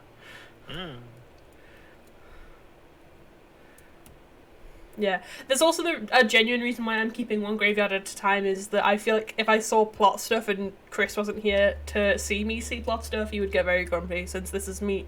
This is technically my first playthrough and not Chris's first playthrough. Yeah, that's a lot of the games that I make her play. It's stuff that I've played and I want to see her reactions to. So Multiply my body disposal potential. Fuck it, mass graves. I like the thinking. My inner medievalist is Oh, so is he just spoiling everything? He's actually not. He's decent with not doing the spoilers. Yeah. I'm unfortunately usually the spoily one of the two of us, which is a hot take, I know, but actually I don't think either of us are bad at spoilers, are we? No. I mean, sometimes I'll tell you a bit of meta stuff, but I usually tell you after it's like you've discovered something. Yeah. Divinity, for example. It's very hard for me not to tell you stuff about Divinity because it's like there's an optimal way to do this quest line, but I don't want to do that because I want you to just discover. I want you to engage. I don't want it to feel like a video game, if that makes sense. Yeah. That is traditionally how that tends to go. Is that like he'll let me do a thing, and then he'll be like, "Yeah, I know you did it this way, but if you'd done it X way, you could have had this instead, or it would have gone like this instead." I think the only time where you've explicitly been like, "Do the thing." Yeah, no, for real, it does not hold your hand. That's such a good take. It has. One of our early episodes, you spent all your iron, and I was like, "Oh, you fucked it." Go buy it. Yeah. I mean, there is ways out of it, but I've done that myself. It's like, yeah, there are like a lot of the stuff. It's what I was saying about the quest. They do interlock, you know. Mm-hmm. So it's not like tiered, but you can like really excel in certain ones. Like my first graveyard, what really fucked me was I used up all the research before I really had the stuff to be able to get more research points. Yeah. And it just brought the game to like just a crawl for like weeks, you know? Mm-hmm. But yeah, no, you're totally right about it. No, I think, honestly, I love the aesthetic.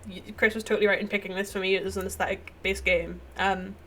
If I hadn't had Chris to point stuff out for me, I think I probably would have dipped on this game earlier than I have done. Just because you're totally right in being that it's like, it's not... If you're not paying attention and reading like the fine print, which I have a habit of not doing. Yeah. And Chris has pointed out the blue points thing, like, again, Karma Chimera, you're completely right about that. The one thing that Chris has said repeatedly is that however you spend any of the other points doesn't matter. It is the science. Is it the science points or the faith points that are the blue points? Those are the ones I call them science. I don't know. Those are the kicker. So yeah, no, you're totally right in pointing that out. But again, something that you just wouldn't pick up if you didn't have someone going, "Hello, please do not do the thing." Yeah, I did the thing, and it, basically it would revolve into like 4 episodes of the stream just being you trying to get books and stuff, you know? So. Yeah.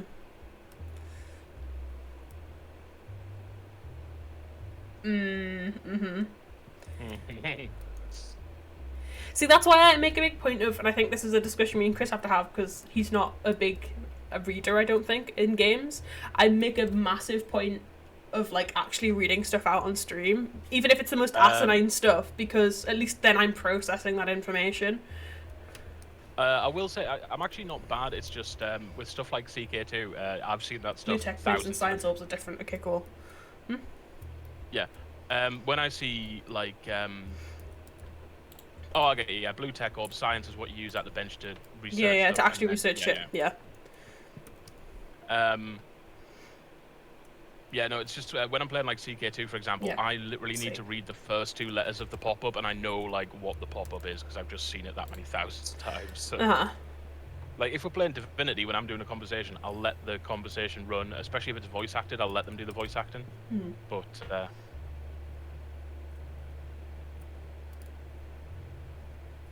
yeah.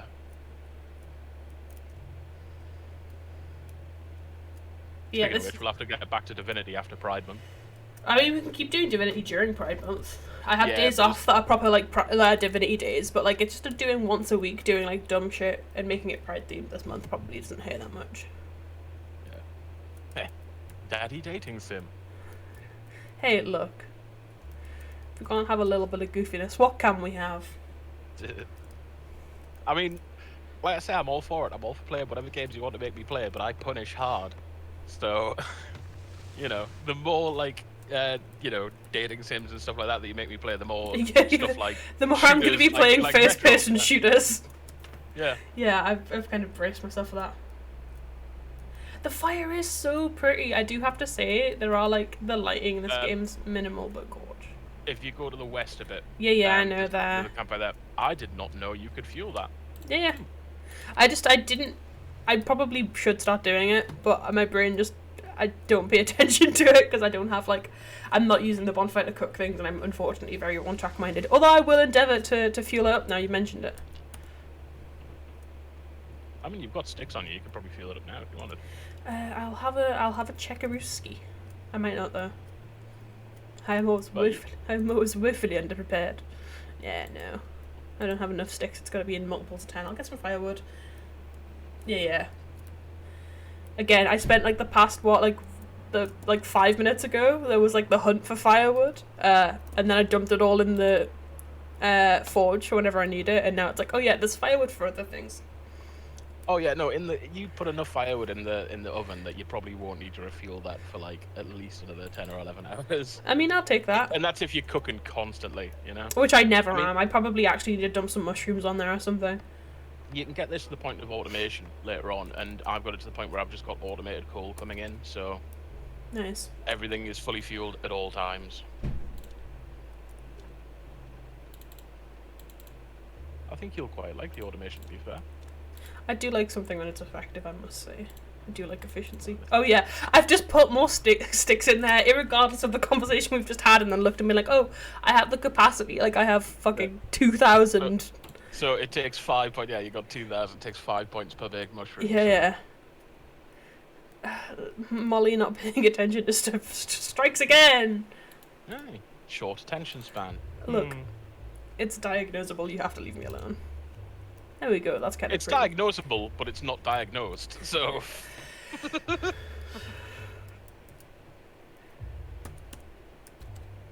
Oh, don't get me wrong. I absolutely believe you have ADHD. Like, you have a lot of symptoms. You have a lot of. There's a lot of check marks on that list. Yeah. Thanks for being one of the million people who has told me that, Chris.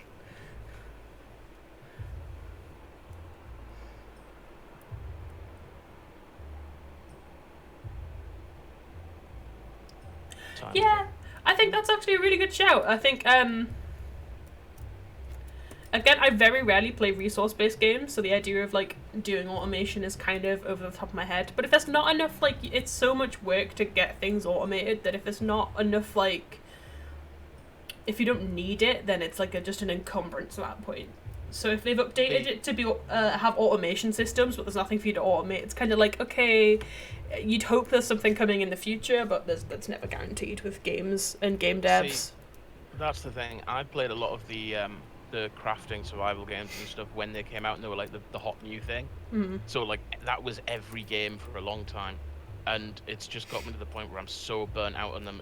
I just can't hack it anymore. Yeah. It's just the same fucking stuff again and again and again. Well, no, that's totally it, man. There's a point where you feel like you don't have to be fucking playing it anymore. The automation's got to lead to something. It's not even like a lead to, like, it's if you automate everything, like, what's the point in you, like, logging in and doing anything anymore? Yeah. Well, that's the thing with the automation with this, it's just the resources that come in, and all it does is make it easier for you to basically just not have to waste your time doing that. Mm-hmm. You know? Have an automated food come in, okay, you still have to cook it, but at the end of the day, you know. Yeah. You'll do that one day, you'll put your 5,000 loaves in the oven, and then that's it, you've got food for the next year. Yeah. It's why I'll admit... Oh, I need iron. Here's some iron. Yeah. You know, rather than having to go out and mine it yourself.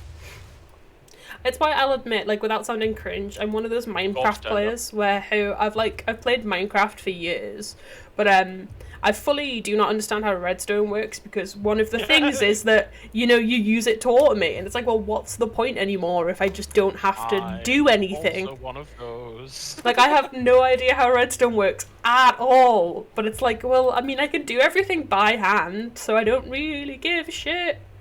I just get to the point where I build cool stuff. Yeah. The only redstone I can make work is, like, archery ranges for target practice, because, whoo, boy, is my aim shit. I genuinely tend to make monuments and stuff, so... Yeah. I made Khazad-dûm once. That took me a long time. Fucking dude, that is so punk. But yeah. Yeah, no, automation tends to... It may also be, like, the Luddite in me. Like, in person, I am a fucking Luddite, so the idea of being like, oh, I can make computers on my computers? Wow, that sounds like fun for, like, I still begrudge the using of the typewriter, let alone the idea of a computer. Again, you say you're a Luddite, but then you play games with me, and it's like, you know... For real, yeah. I don't use social media, so... Yes, but you understand how a computer works, whereas, like, my computer makes a noise... And I'm like, ugh, Chris, it's gonna die. I understand bits and pieces. I can build a computer, but I don't understand shit tons about them. There's people who know a hell of a lot more than me. And I'm like amateurs. Yeah, but I mean, Toasty Maker. That's, I think, all I have to say in that. And I didn't see the problem with it. Yeah, no, your old laptop was horrific. Yeah. But you're right, again, Karma, you're totally right about the size of shit in Minecraft. I often think scaling's a massive issue. I'm so hyped for us to get to actually play Minecraft together pretty soon. It'll be pretty baller. I'll have to fight to get a server set up, but I cannot wait. Because it's such a comfort game. Yeah. I mean, to be honest, if the server's just going to be running, I might go and build some monuments while, you know, we're not streaming and you're offline, so you just come back and there's like a massive statue or obelisk somewhere. That is such a good shout, actually, because I have Don't Starve together, and I love Don't Starve. I don't know if you've played it, though. I've never asked. I have Don't Starve together, yeah. Oh, so that's immediately... I've not really played it. I've got it in, like, a bundle, but I do have it. Well, my uncle gifted me Don't Starve and Don't Starve together ages ago. And I play Don't Starve a little bit, but I would be 100% down to do that. That's kind of such a jam. Again, it's another one of those games that has, like, a very creepy aesthetic that I kind of adore.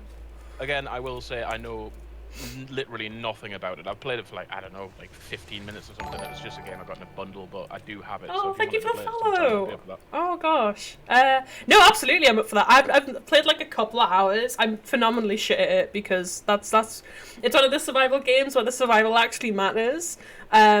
Which sucks ass when you're me and terrible. Who'da thunk I noticed when we were playing Stardew, you passed out a lot on the first few days. I have no time management skills or resource management skills, so playing survival and resource management games do not tend to go well. See, in resource management games, I'm always too conservative. I stockpile way too much. It's because, again, I grew up... Well, I came into this playing stuff like DayZ and that, you know what I mean? So, yeah. And the entire point about DayZ is, if you die, you're dead. Like, you lose all your shit unless you have a base. Setting up a base takes a lot of effort in a clan. So... Yeah, I think there's a... Now, Izzy is dead. Damn. Oof. Well, I mean, well, yeah, that's true. I think there's still a lot of like co-op games that we have to like try and rat through and find that we'd both be interested in. I think we're still in that teething period of streaming, of working out, A, do our computers both do the thing? B, do our Wi-Fi's both do the thing? C, can we stand each other for like hours together? Is our audio enough to be understood? Yeah.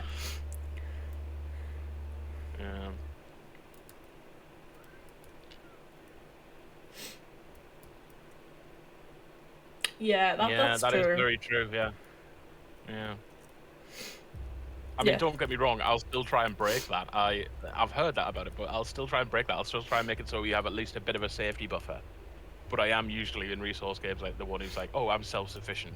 I can go out for stuff, but I'm self-sufficient, as opposed to like, you know. Mm-hmm. But that's a very good point on the mechanic. That is a problem with a lot of the survival crafting games and stuff is they need to sort of keep the pace on a bit better than they do, and a lot of them don't really nail it, you know? Completely. See, what I like to do is get 2 of those logs, pick one up, and then kick the other one along the ground as close as I can. That's probably not the worst shout ever. Alright, okay. Oh, I've done a stone train before that had like 11 blocks of stone and me carrying one at the end. Yeah, it's full. Yeah, no, that's what I was saying. I'll blitz a couple of them so I can bang that one on, because it'll annoy me if it's just kicking around. Flitches are inherently more useful than billets, by the way. Yeah, I'm gonna... do I have to... have I done a stupid? No. Yes, no, I haven't. I have inherently done a stupid, though. We're 10 out of 10. What do you need to get the circular saw? I'm waiting on, like...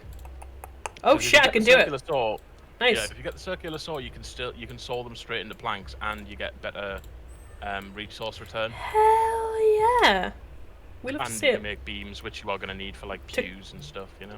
And to clear out downstairs. Yeah, the pews Fucking at the moment might be more important. yeah, Because, to bunk up the church rating. Yeah. Well, the better your rating, the better you know. You can make complex iron parts. I know. I just need the anvil, so I'll do that now. You've got the anvil. Oh yeah. No, I do. No, you're gonna need iron. Yeah. So you might want to go to the swamp after you've had a rest and go dig up all that iron. Oh, again, trying to put firewood in a fire that does not need it.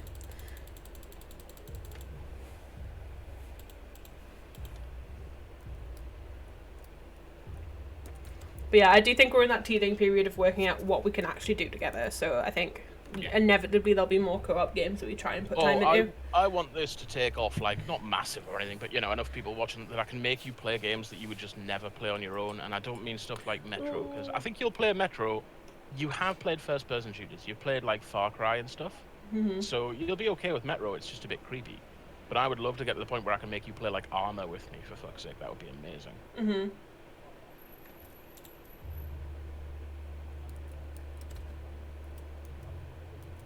Yeah, I think that's one of the cool points. I think that's a really good point in that last message in chat about the one thing I've played, like, a relative amount of Don't Starve. I've never gotten, like, a late game, but it never feels like the pressure comes off playing Don't Starve. That is another thing that can happen with a lot of these games, is the pressure just comes off and it's like, nah. Yeah, there's a point where you kind of, like, to find your safe. own goal, you know? That's what I thought about. Like, I mean, I played a fair amount of Valheim, like, on my own, or with, like, my uncle and stuff, and that he's at such a high level in Valheim when I go play with him that it's like, I don't really care about what's happening around us anymore, because irregardless of the scaling as it comes and goes with, like, bosses and that, like, the house den is fine. The 5 houses we have built across the map are fine. If we have an issue in one, we just move to another, and it's like there's never going to be an issue. Whereas Don't Starve, it does feel like there's genuinely never, the boot is never not on your neck during Don't Starve. Not in, like, an aggressive way that makes you not want to play the game, but it always feels like there's that perpetual, like, I can never say that this isn't about to go tits up. Which is nice. It does wonders for my anxiety, naturally. Again, you think that does wonders for your anxiety? I can't wait to watch you play Metro. Metro is going to be part me, like, shitting myself and part being, I've been there! Yeah, no, you literally will. It's just the Moscow Underground. I've stood in that metro station. And me telling you lore facts from the book. Nice, yeah. I'll see if I can find my Moscow Underground photos. I've got loads of photos of the Moscow Underground. Yeah, well, what you do is send them to me or whatever, and I will tell you when, like, those stations might be coming up if you visit them. Like, for example, I think I've told you this before, lore-wise. In Metro, there is, like, the emergence of fascism and communism. Yeah. And the red line, like, the red line, is the communist stations. Yeah. You know? Because it was the closest to all the communist monuments and had, like, more of the history and stuff. And I'll have to go back through and see if I can, like, retrack which stations we were on and that and replot the journey. Because it felt a bit manic. But again, yeah, I going back to the point in chat about Don't Starve, you're completely right in playing that a game that kind of keeps you a bit tense is infinitely more fun than a game that feels like it's easy. Well, again, I've played a few games like 7 Days to Die and Zomboid, where the threat's never going to come off, you know? Like, the entire point about Zomboid when you play it, it's like, this is the story of how you died, because that's the only way it ends. You will die. Like, the zombie hordes are just going to get bigger and bigger. They're just going to wreck more and more of your shit. You're just going to... You can have more and more problems. Yeah. And it's like, at a certain point, you're going to need more manpower to take on the zombies, but to get more manpower, you're going to need more food. And at a certain point, like, you'd start with the power and water still on, and then the water gets turned off, so you better hope you built some rain collectors. You know, the power turns off, so you better hope you got a generator. Oh, that generator makes a load of sound. Your zombies just got much more aggressive, so you know what I mean? Yeah. I think that's you kind of got to, if you're playing survival, a good survival game has clever mechanics. You've kind of got to think around, like, you've got to take a good angle. I mean, I will be honest, I do just take fire safety into account in all games until I find out that it's not an issue. I don't. You know, That is the kind of dumb issue that would make me trip directly over my dick in a video game. I barely consider fire safety in real life. The idea of logging into a video game and be like, yeah, I've got to stop fire from spreading. I consider fire safety a lot in real life. That's why it transfers to video games. Also, I've played a lot of RimWorld. And in RimWorld, if you don't take fire safety seriously, you're going to have some fucking problems. I also didn't admit that as someone who's training to be a fire warden, just to say that out loud. I take a lot of care about fire safety. But in video games, I don't give a shit. Well, this is actually one of the funny things I told you about Far Cry. The first Far Cry game I played was Far Cry 2. I was just about to say that's the one thing that bones me every time in Far Cry is the fact that I'm like, yeah, I'm just going to set this field on fire and nothing bad's going to happen. There will be zero repercussions. And then I'm on fire 5 seconds later.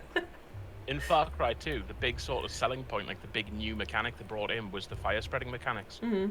Like the way the fire like spreads and catches across buildings and things like that. Yeah. That was like Far Cry 2 was one of the first games to do that. Now they're pretty standard, you know, and stuff. But that was the big sort of look at this technical innovation we've made. You know? Yeah, the biggie. That would have been like what, 2006, 2007, something like that. Ooh, really pushing the boat out. I mean, you were still a child at the time. So. Yeah, I was gonna say I was still 4 or 5 years off playing my first video game, so. I was living in Ireland. Mm-hmm. As a side conversation, have you seen the new Fangs for Hire for Far Cry 6? No. Oh. Oh, you mean Treat though? Yeah, I tweeted the alligator. Yeah, and Guppy doing the alligator, and then there's a chicken as well. It's so good. Also, if it's game related, feel free to tweet about it on like this account. Oh yeah, no, I have. No, I tweeted about it on our account. There was a really obnoxious gif of the sausage dog from the new Far Cry 6 game. He's in a little wheelchair. He's like in a little sausage dog wheelchair. It's mint. You are going to enjoy Far Cry Primal. It's the Far Cry gameplay without the guns. So you get bows, but you don't get guns, obviously. Nice, you've already got me on side. But everything else, like, thematically, I think it fits the best with what Far Cry is. Mm-hmm. But basically, all the animals in the game can be tamed effectively, like all the predators. I'm going to try and pet fucking everything. It's going to be a really tedious playthrough for anyone watching. You know how in other games, you get the... Well, actually, you might not know this. Far Cry 3, Far Cry 4, etc. You get, like...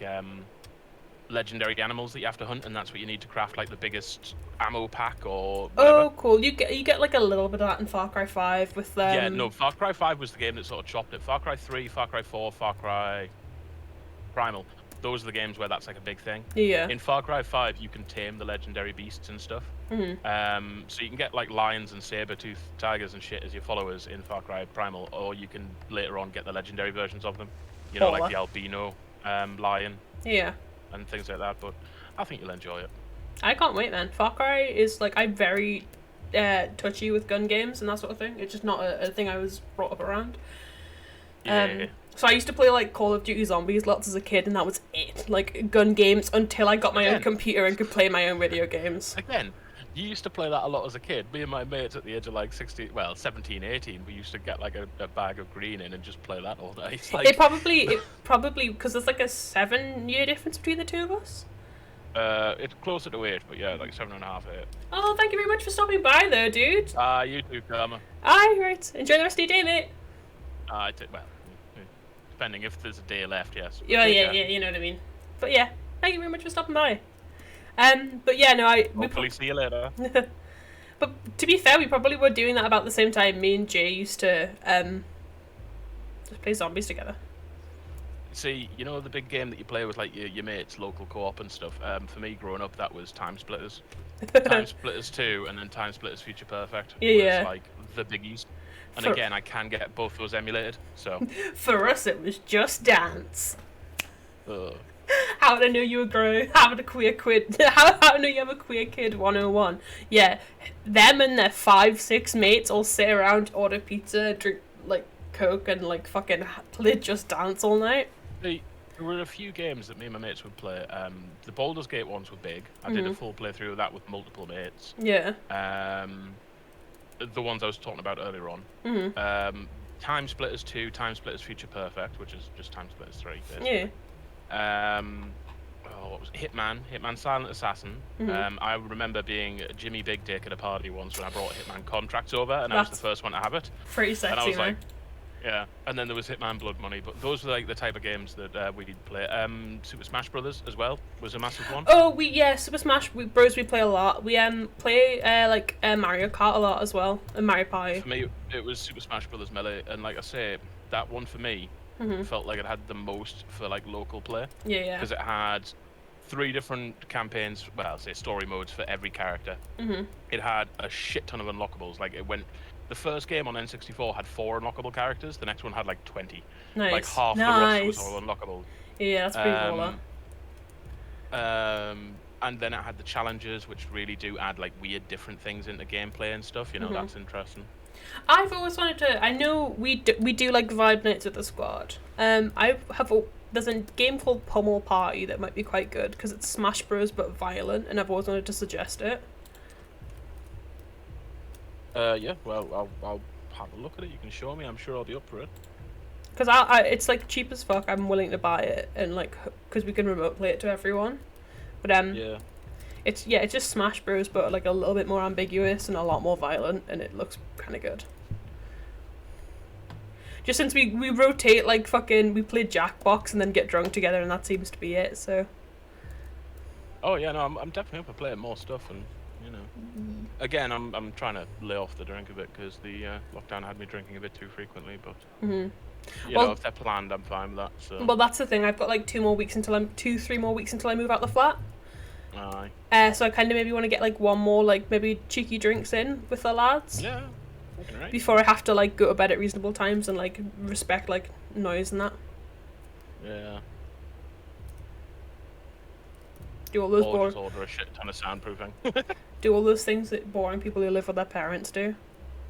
Yeah. Right. Cool. Right. What the fuck are we working towards? Today is the day I'm gonna go find the astrologer and I'm gonna go give him his fucking skull. Yeah. And then I think maybe after that, do we want to call it a night? Yeah, sure. You know, you're the one who has work tomorrow. That's true. And it's about to turn like 11 o'clock, so.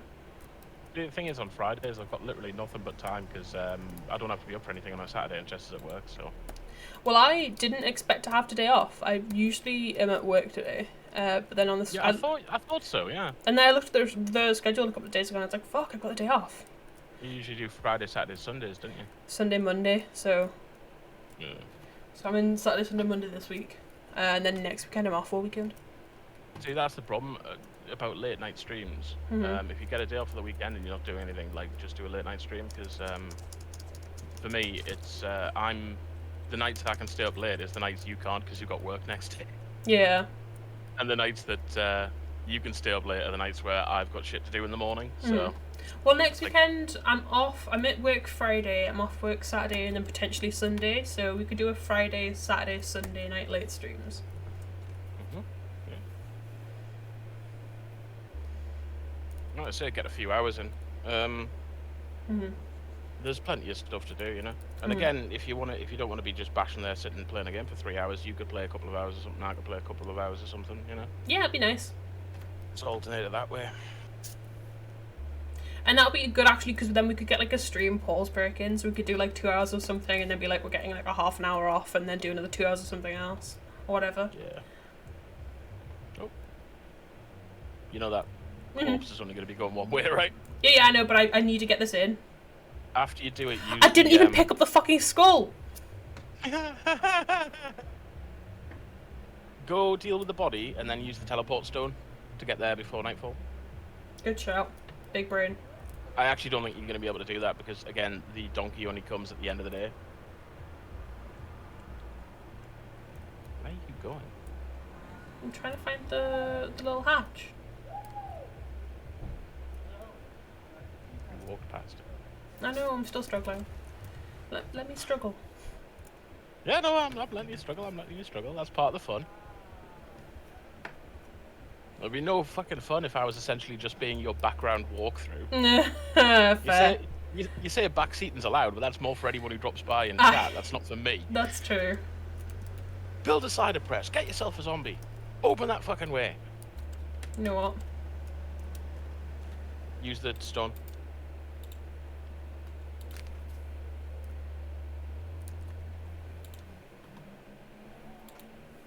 I mean, that body might be a bit on the right side by the time you get back, but that's not the worst thing in the world.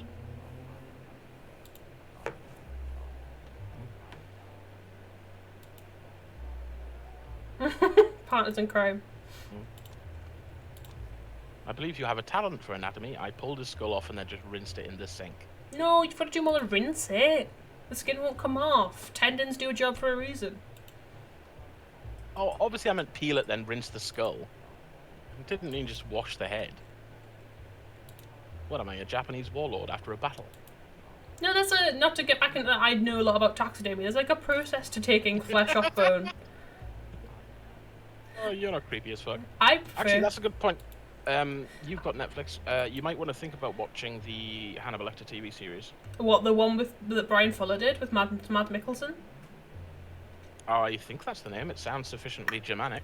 Yes, I've like seen... Nordic. Oh, baby. Oh, baby. I'm a queer person that was on Tumblr from like 2014 to 2017. I've seen all of it. See, I only started watching it last year, and fuck me, it messed with us. I fucking love it. It's crazy, isn't it? I don't know. You see, the thing is about, you know, like fictional killers and stuff like that. It's like, it makes them less scary if you can fully understand their motives. Yeah. And the thing is with Hannibal Lecter, you can fully understand his motives from his point of view. But that doesn't mean you're safe. Yeah. You know what I mean? Oh no, absolutely. He's completely unhinged. It's brilliant. It's like in the Predator movies and shit. It's like the Predator's a scary fucking force, but at the same time, it's still like an intelligent being. It still has rules. There's still stuff it won't do. Yeah. You know, like it's in Predator 2, he walks past, he kills a bunch of people on a fucking train, and he doesn't kill the pregnant woman because that goes against their code. And the woman doesn't know she's pregnant yet, but he can see it because he sees in, like, you know, what do you call it? Infrared. Yeah. On the infrared spectrum. But, you know, it's like that does inherently make them less scary as a result, you know? No, Hannibal Pick Lecter... it up, just full of shit. Hannibal Lecter is such a compelling villain, man. I mean, have you seen all the movies and stuff or not? Yeah. Good. The one with young Hannibal is like so good. Like I know a lot of people shit on it, which is like valid. Yeah. There's lots of reasons to shit on it, but at the same time, I kind of enjoy the idea of like watching, you know, that. I did enjoy it very much, but I do think as a movie, particularly as a Hannibal Lecter movie, it's not the best. Yeah. It's not that good. It's nowhere near as compelling as the other ones, but I did enjoy it for what it was. I just tend to give horror sequels the benefit of the doubt with most, because if it's a slasher and it's a horror sequel, it's going to be worse, and that's what you want.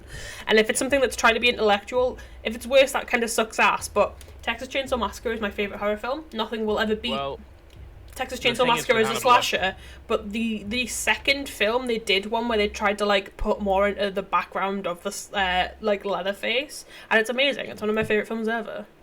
See, that's why I like the Hannibal Lecter one with young Hannibal, because it's like, yeah, you get the backstory, but at the same point, he's not really Hannibal yet. And that's what, it's like Anthony Hopkins' Hannibal is just the scariest fucking thing on the planet, man.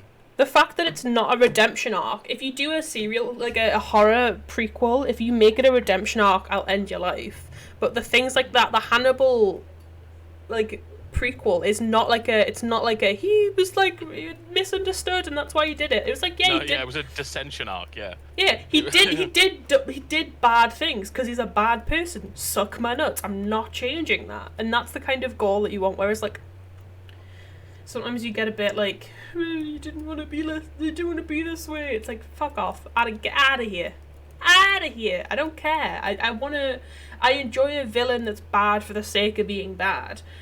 It's why I hate... Have you heard all the stuff about the new Cruella film?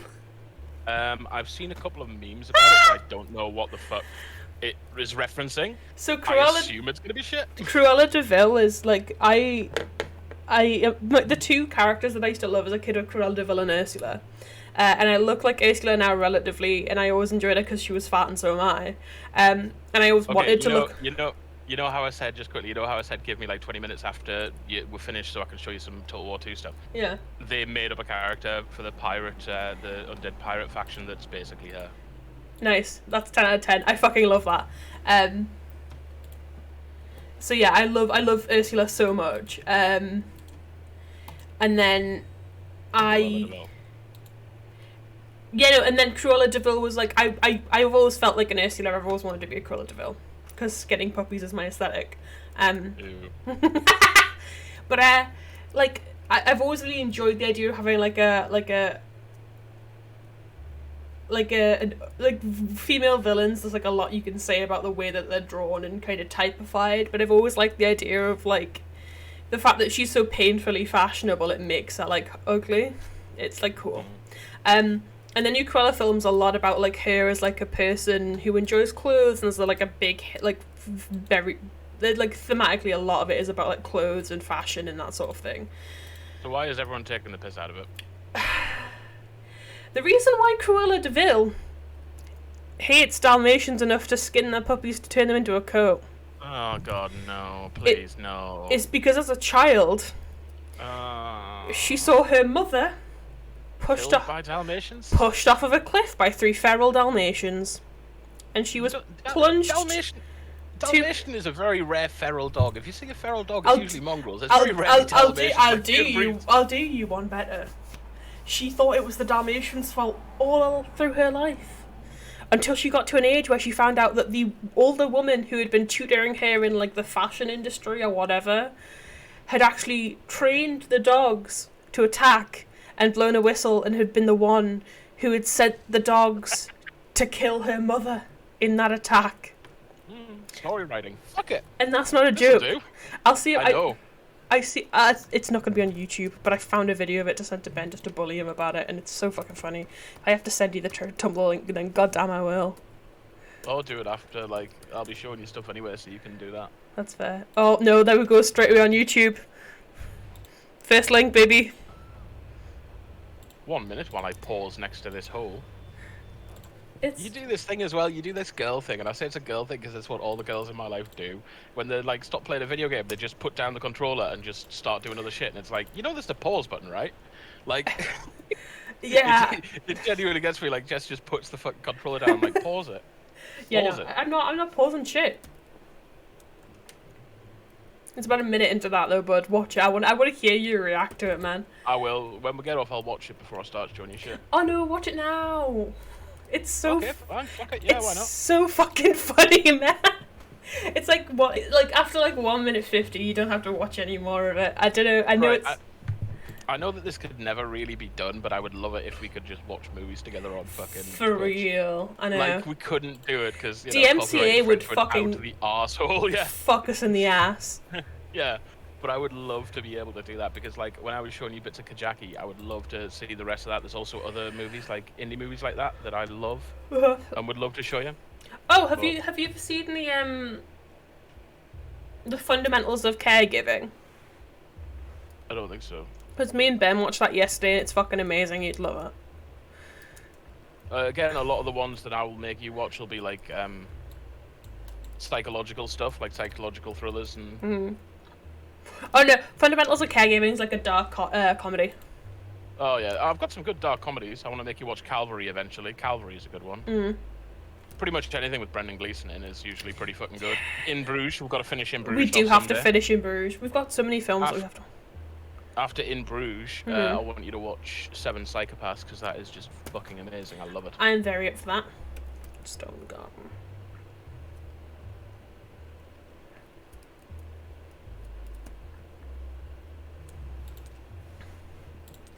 I think the guy who directed In Bruges and Seven Psychopaths did another movie recently, if I remember right. I'm gonna have to look at that one up. Who do you think it is that did it, like? I can't remember the name of the director. I don't usually key that much with directors, to be honest. That's fair enough. It's just because of the game industry. Like, the game industry is, like, obviously what I'm the most into, and it doesn't really have, like, that director-based feel, you know? It does, like, in places in Japan and stuff, like, you know, Hideo Kojima and stuff like that. Yeah. But in like the West, there's not really that director-driven, like, this is a game by this guy, you know, unless it's Peter Molyneux, in which case he lied heavily about everything that's in it, you know? So, like, when it's movies, I like the movies, and I'm... No, Peter Molyneux has made an occasional few good games. That doesn't mean he hasn't lied about them. No, that's fair. Anything to do with Fable, I will defend to the back teeth. I'm not saying anything about the game. I've never played it. I'm probably going to play it on here because you want me to. Yeah, right? it's I've never played it, it's and I'm not janky. saying it's a bad game. It's and janky as fuck. Yeah, it'll be dated now for like, you know. It was dated. It was dated then. It's janky, but I love it. Also, I'm sure you've worked this out with the meditation pits just so you can regain energy during the day without going to sleep. That's pretty cool. That's pretty good. But yeah, so I don't know the director off the top of my head because it's just not the type of thing that goes in, you know. That's fair. That do be making sense though. What are you uffing at, son? Just Cruella. It's bad, innit? It's fucking rough. But yeah, so the older woman that isn't the woman that gets pushed off the balcony, apparently trained the dogs to do that. And she finds out in like later life and like fucking, I don't know. It's on like Disney Plus. Me and Ben were joking about watching it yesterday, but it's on Disney Plus Premium, so you have to pay for Disney Plus and then pay for Premium to watch that film. It's like, no. Disney, don't you own enough? Get your filthy capitalist hands out of my pocket, Disney. Take my Bad Batch money and my Bad Batch money only. I'm assuming you're not watching Bad Batch because you don't watch the animated stuff. No. That's so good. I think I've heard of it. It's so good. I've heard a bit of hype about it, like people talking about it. It's amazing. Baby Rancors, last episode. I mean, I don't know. Good. I do, but good clone content. The episodes are only a half hour long. I love clone content. It's the best part of Star Wars for me. It's anything to do with the clones. See, this is the thing, right? I didn't watch Clone Wars and stuff, right? Meaning like the animated series and stuff. But I do know a lot of the lore because I've just learned that through other stuff. It's so worth the watch. I've heard that. I've had a lot of stuff recommended to us about it. You know, like there's a good few choice episodes. And even in, Star Wars Rebels, there's like a few good things related to the clones and stuff, and it's interesting to see how it's done. Rebels is so good content-wise. The animation style between Clone Wars, Rebels, and Bad Batch is different. Rebels is the one that's the kind of odd one out, and I can't get on board with it, because it's like, Clone Wars was supposed to be a kid's show, and like the first 3 seasons of Clone Wars are kind of unwatchable, because they're not great, and that's why they were going to cancel it, and then they brought it back. So I always say, you can watch the first 3 seasons. It's important content. It'll like explain stuff, but if you start to watch it and you find it hard, start at season 4, because season 4 is the Umbara arc, and that's like the one where you have to watch 4 through to the end. Like, it doesn't make sense if you start any later in. Because it's so clone central, like not watching Umbara kind of fucks everything else. So 4 through 7, I have very few long series like this that I ever fucking dip into, so... It's just, I might give it a go one day. You don't have to, it's like not an intense watch either, you can kind of just vibe and watch it. It's super good though. I will, if you do it though, I will hound you for the rest of your life. Especially when me and Ben, like Ben moved in a little bit after season 7 finished, because it only finished last year. And he hadn't seen season 7, so he's watched the rest of it pretty quietly, and then I found out he was watching season 7, and I made him, like, we have a projector in the flat, we projected it all onto the, like, screen, onto, like, the wall, and we sat and watched season 7 together, because, like, just the content's so good. And since... Again, like... This is the thing that gets me, and I know it's asking a lot, and I don't ever think it's going to happen, which is why I like the idea of the video games. I would like a bit more adult content from these, and by that I don't mean fucking. Well, no, this is my thing, is that the thing with Clone Wars that's the biggest part for me is that it's part of what a lot of fans dub the Filoniverse, which is Dave Filoni has basically saved Star Wars since the sequels. I won't take any other turn of view. I thought, like, Star Wars was dead, sans the stuff that Dave Filoni got his miraculous little hands on. And the reason why I think Rebels and Clone Wars are so different in, like, every fundamental way, even, like, the art style, is because, like, by the end of Clone Wars, they had clearly realised that it's not a kid's show anymore. Like, I watched the first 3 seasons as they came out contemporaneously, and they started in, like, 2008. Ahsoka, in, like, the first season of Clone Wars, was my first gay TV crush. And then by the time we've gotten to like it finishing last year, it's like such a different show tonally. Not to spoil anything, but Darth Maul is in Clone Wars a lot. Oh yeah, no, I've seen clips and stuff of that, man. Yeah. So, but by the time they were making season 7, they had already done the Rogue One Darth Vader hallway scene. So people go. I have seen. Just quickly, I've seen the Darth Maul versus Obi-Wan, like the very last fight. I'm aware of that. I didn't want to spoil it, but yeah, the one on Tatooine. Yeah, that's Rebels. That's Rebels. Oh, that's Rebels. Yeah, that's Rebels. I was different animation style. Yeah. I was gonna say the last big fight with Darth Maul is against Ahsoka. It is the best lightsaber fight in the Star Wars universe. If anyone's come to throw it off for me on that, I will end them. It is my favorite lightsaber fight. It is so brilliantly done, and that's why I got the shit up on the projector. Is because it happens in like the second, third last episode of the entire show. And Ben was like, I don't know why you're so hyped for the Phantom Apprentice. Like, it sounds kind of cool, but I don't know what's going on here. And I was like, no, you're gonna put it on the big screen. I'm gonna watch you watch this shit. This is how this is gonna happen.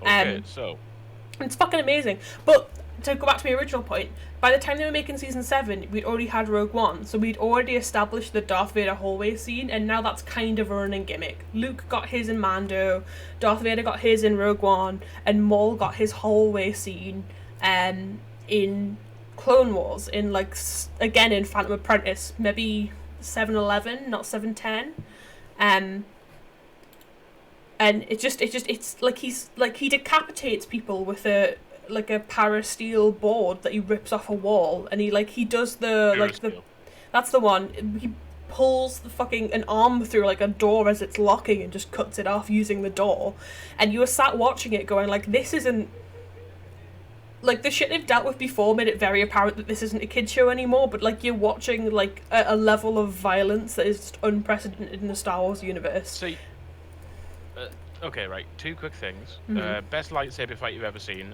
If we ever have a party at yours, I want you to project all the SWTOR trailers. Because I genuinely but it's think live action. You can't get me on that. It's not live action. But it's they mocapped it. Animated. No, that's my favorite live action like fucking fight is the mocapped Ahsoka versus Maul. The animated stuff you can't get me for being like, like I know the animated stuff's cool. You can do cool shit with the animated stuff. Yeah. That's a fair point, but still. Go get some energy and then finish that body. Mm-hmm. And the second point was, the thing is with me, as I've already said, I like psychological stuff. That's psychological horror. That's what really like freaks me the fuck out. Like the whole idea of like going mad and shit fucks with me. Yeah. So that's the type of stuff that I'd like to see in Star Wars. Not necessarily to that degree, but what's always done it for me in Star Wars is I've read like the books and stuff, and just the depiction of Dark Force users in the books is like, it makes sense. It's believable. Yeah. Why someone would turn evil, why someone would believe this shit, as opposed to in the movies, it's just always like hellishly badly represented, you know? Like, I got a bit sad, therefore now I'm evil. And it's like, yeah, there's a bit of a difference between mourning the loss of a loved one and mourning someone who you think, like, you know, how many people in the world, in the real world, have like a partner with a terminal disease? Yeah. They don't go murder fucking children immediately, you know what I mean? There's a big leap between those two fucking things. I think it's just it's the markup that you've got to go from being like Star Wars, that's a relatively squeaky clean kind of friendly with some little bits that were clearly aimed at adults franchise to like making adult content.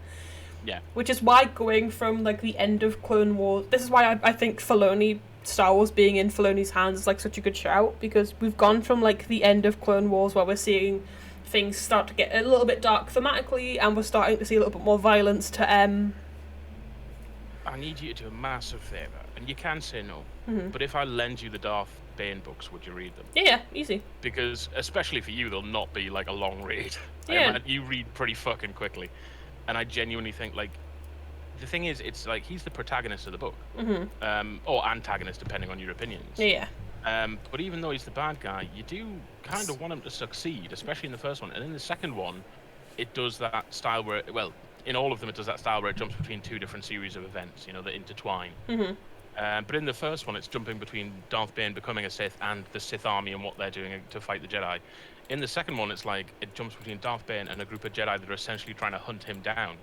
And it ends with a massive fight. And the thing is, there's a third Darth Bane book, or at least that was already written by the time I read the Darth Bane book. So it's like, I knew how it was going to end. I knew who was going to win that fight. Yeah. You know? But at the same time, it's like, I liked both the characters, but I still found myself defaulting to Bane, you know? And it's just, it's a very well done depiction of dark side Force users, you know? Yeah. And I genuinely think you'd fucking love it, because, you know, especially the first one. I'll be absolutely happy to read it. I mean, more Star Wars content is always good. You know what I mean? So. And then there's Kenobi. I need to get my hands on that. Yeah, I have to read it before the fucking series comes out, man. I mean, it's just Kenobi doing space hobo shit. It's essentially the story of how he became a hermit, you know? Yeah, that's the dream, man. Sort of, when he was there, he was starting out as a hermit, but he was still interacting with this local community, and because he's interacting with this local community and he's a Jedi, he can't watch people just being killed, and, you know, like, he has to try and help. Yeah. And then it's towards the end of that he realizes, like, maybe I just shouldn't fucking help. Maybe I do need to keep a low profile, otherwise this is all gonna go tits up. Yeah, it's just gonna get worse. I don't know. Like I always say. There, aren't you? No, I want to get these filters done. Flitch. Filch is a different thing that we shan't discuss. It's the housekeeper in Harry Potter. Oh yeah, sorry, I was thinking of Felch. Yeah, I know you were. I'm gay. I know you were.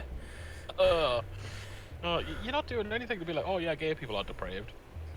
Fucking. Oh, I love a bit of Felch on a Saturday night. Fucking shut up. Straight people are straight people. Leave us alone. Hey, if I do play Dungeons and Lesbians, I'll leave the LGBT tag in. I think I've still got it in now. Yeah, you do. Sweet rebellion.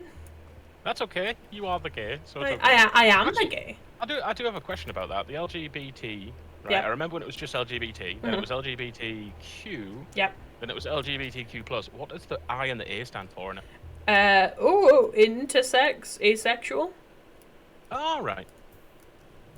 You see, that's grand. It's just, basically, it gets longer and longer as the plus gets less and less. You know, it's like, oh yeah, these are, you know, effectively these are represented enough people now that, yeah, let's stick them in as well. Well, yeah, it used to be like the it used to be like the LGB, or like, and it used to be like, oh, well, it lesbian, started gay, bi, and trans. It started off as the gay and lesbian thing, and then it went LGB, and then LGBT, and then LGBTQA, and then QAI plus, because like intersex people, asexual people, bisexual, transgender, gay, and like lesbian people all have their own, like, kind of, there are independent issues for each type of person. Yeah.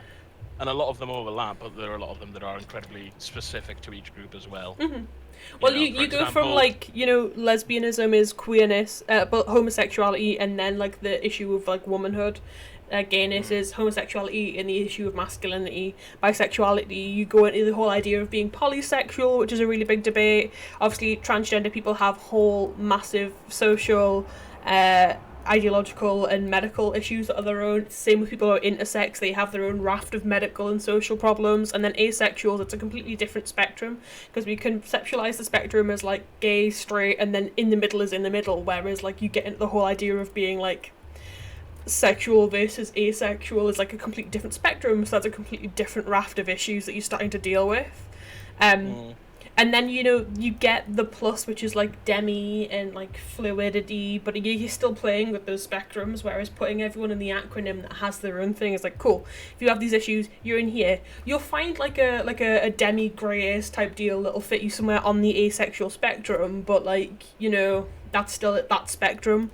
You know, there'll be people who are varying different types of polysexual who don't identify as bi or pan or any, you know, kind of other thing.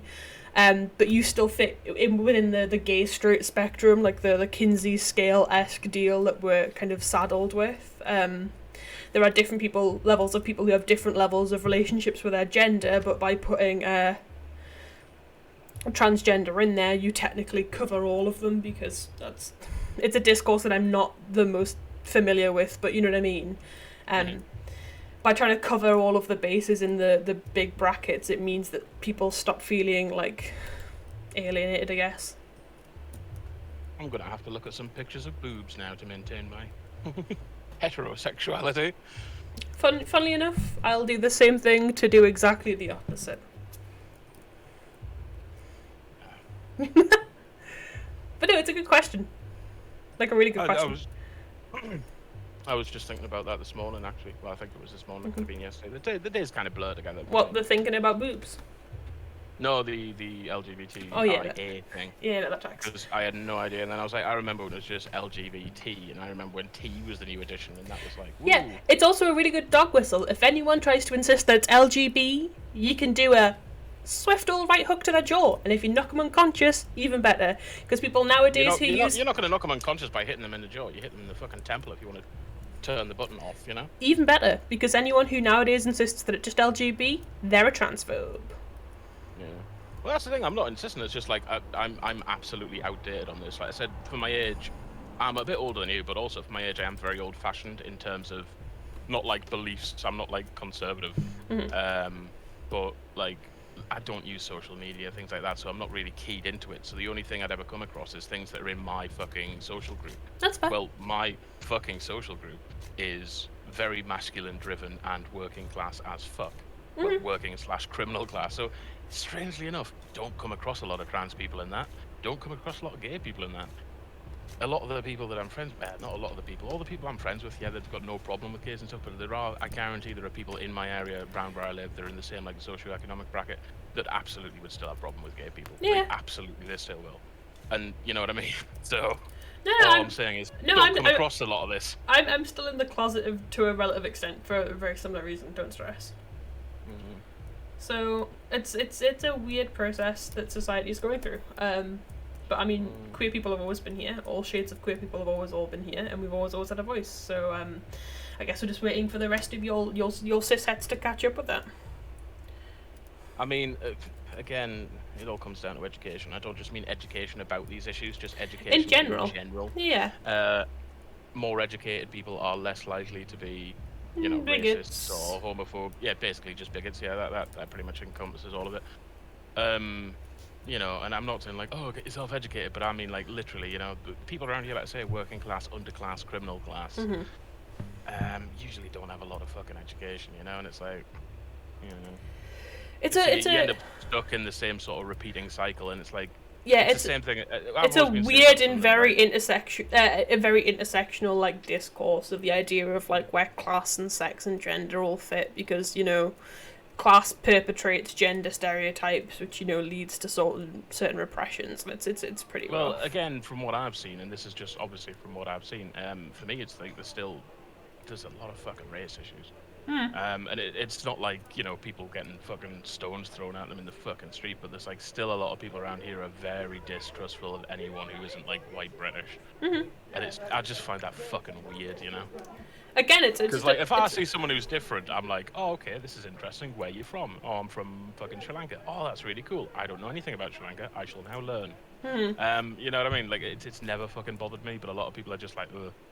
I had this discussion with someone once, again, one of my friends who were drinking, they're saying, oh, all the shops around here, oh, they're all run by Muslims, and I know personally all the people who run the corner shops around here. And I was like, you know, literally none of them are Muslims, right? Yeah. And they were like, oh, but they've got turbans on. I'm like, okay, yeah, that's because they're Sikhs, you know? And then they were like, oh, but what about those ones down there? I'm like, well, they come from Sri Lanka, and they're actually Catholic.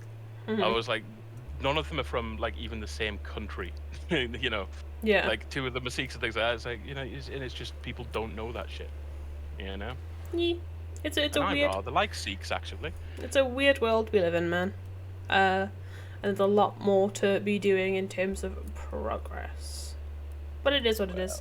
It's the human condition to be, you know, self-preservatory. Don't get me wrong, I love me home, but at the same time, I know there's like a lot of issues with it and stuff. And if you ever do come around here, I'll take you around the fucking areas and just explain like the lowdown of the areas. And I mean, basically like the crime and class makeup of the areas as well. I mean, part of loving a thing is correcting it when it's wrong. You know what I mean? Well, actually, the best way I've ever heard it described is by Kano, because he was talking about he grew up in I can't remember the name, something manor in like London. Oh, right? Kano, the rapper. Well, yeah. Is it not just the Manners? It might be the Manners, actually. Yeah.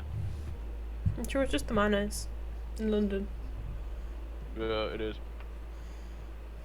But he grew up around a lot of, obviously, you know, he was bitten back when he was like 16, 17, you know, when it was very sort of crimey, and it still is, but you know, it's actually more horrific now because it's all about how fucking vile you can be.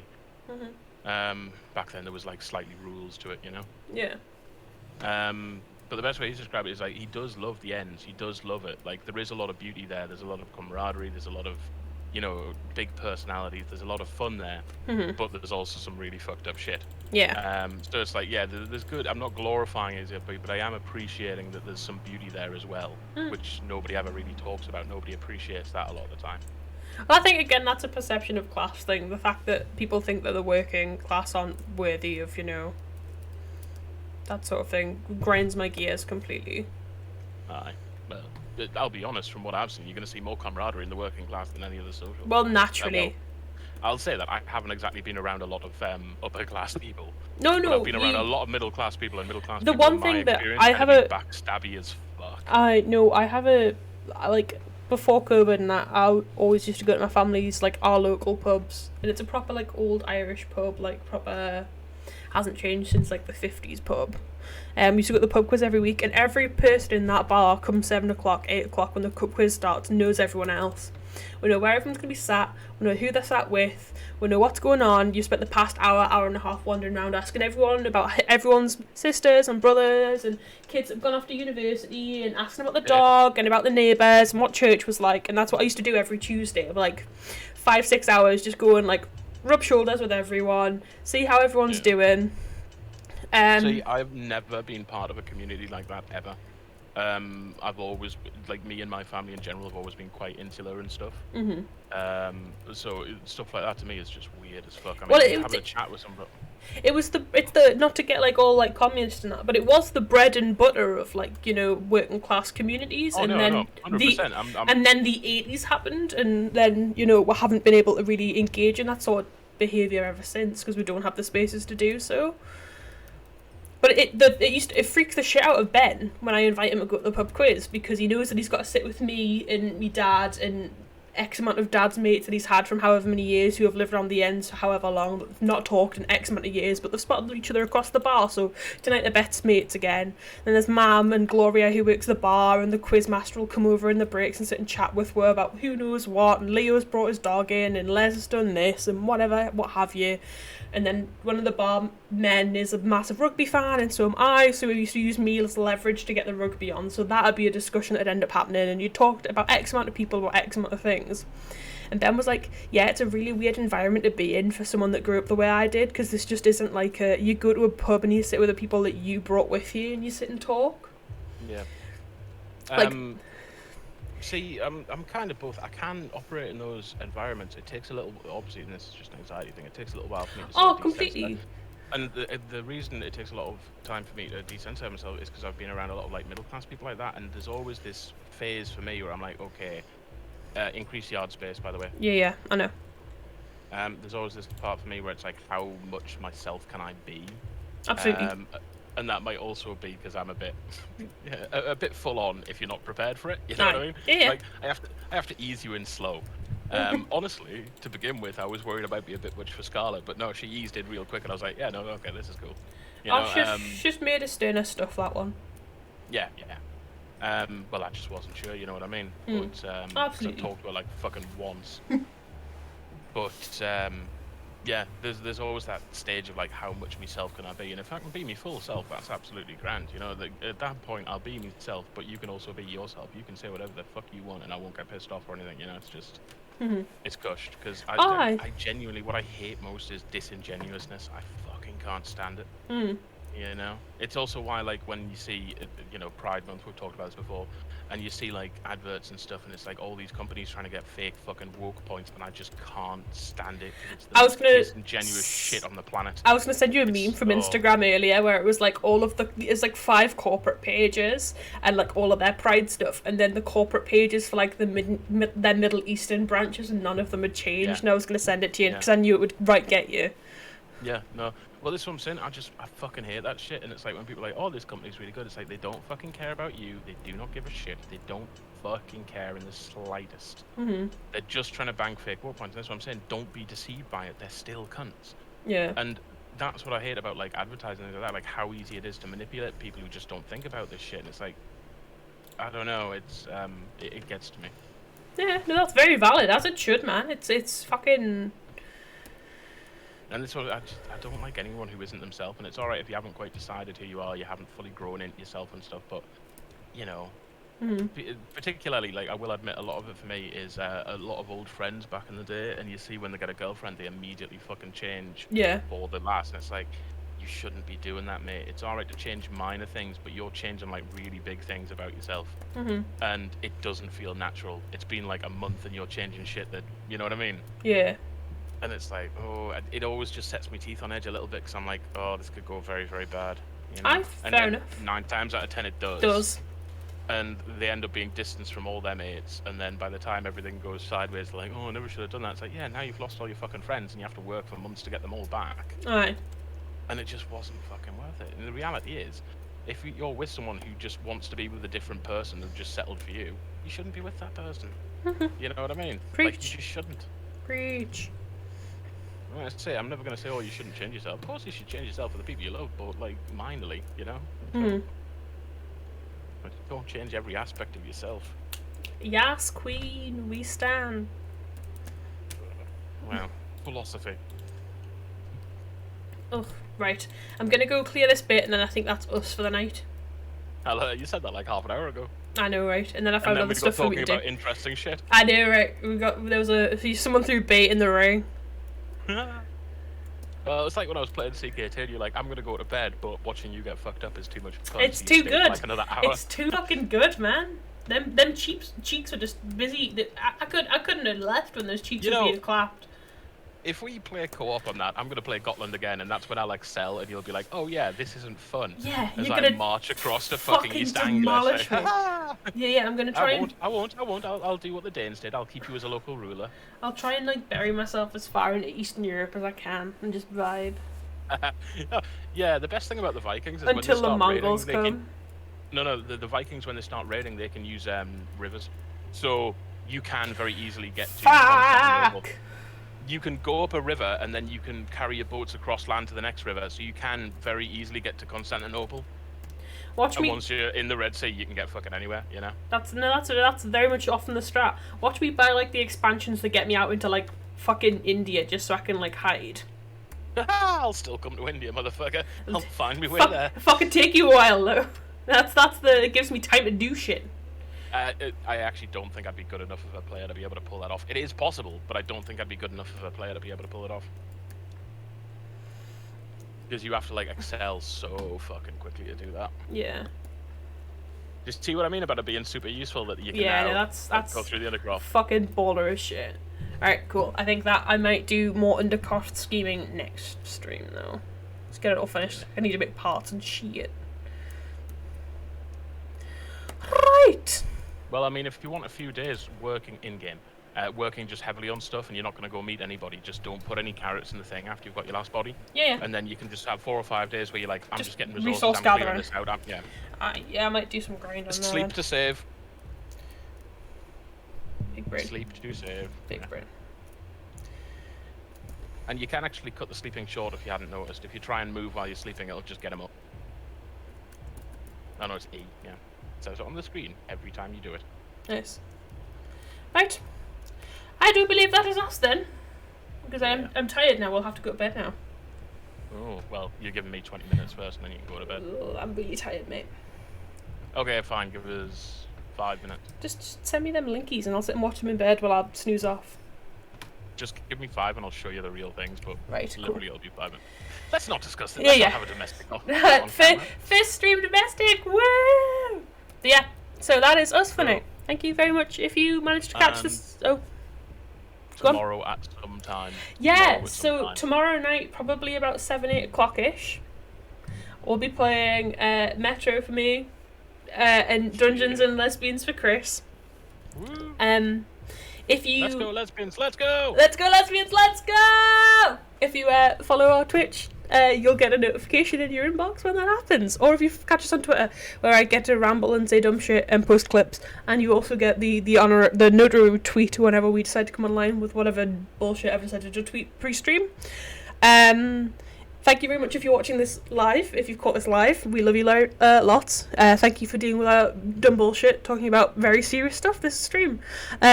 Thank you very much if you're catching this later on our Twitch or on our VOD's channel.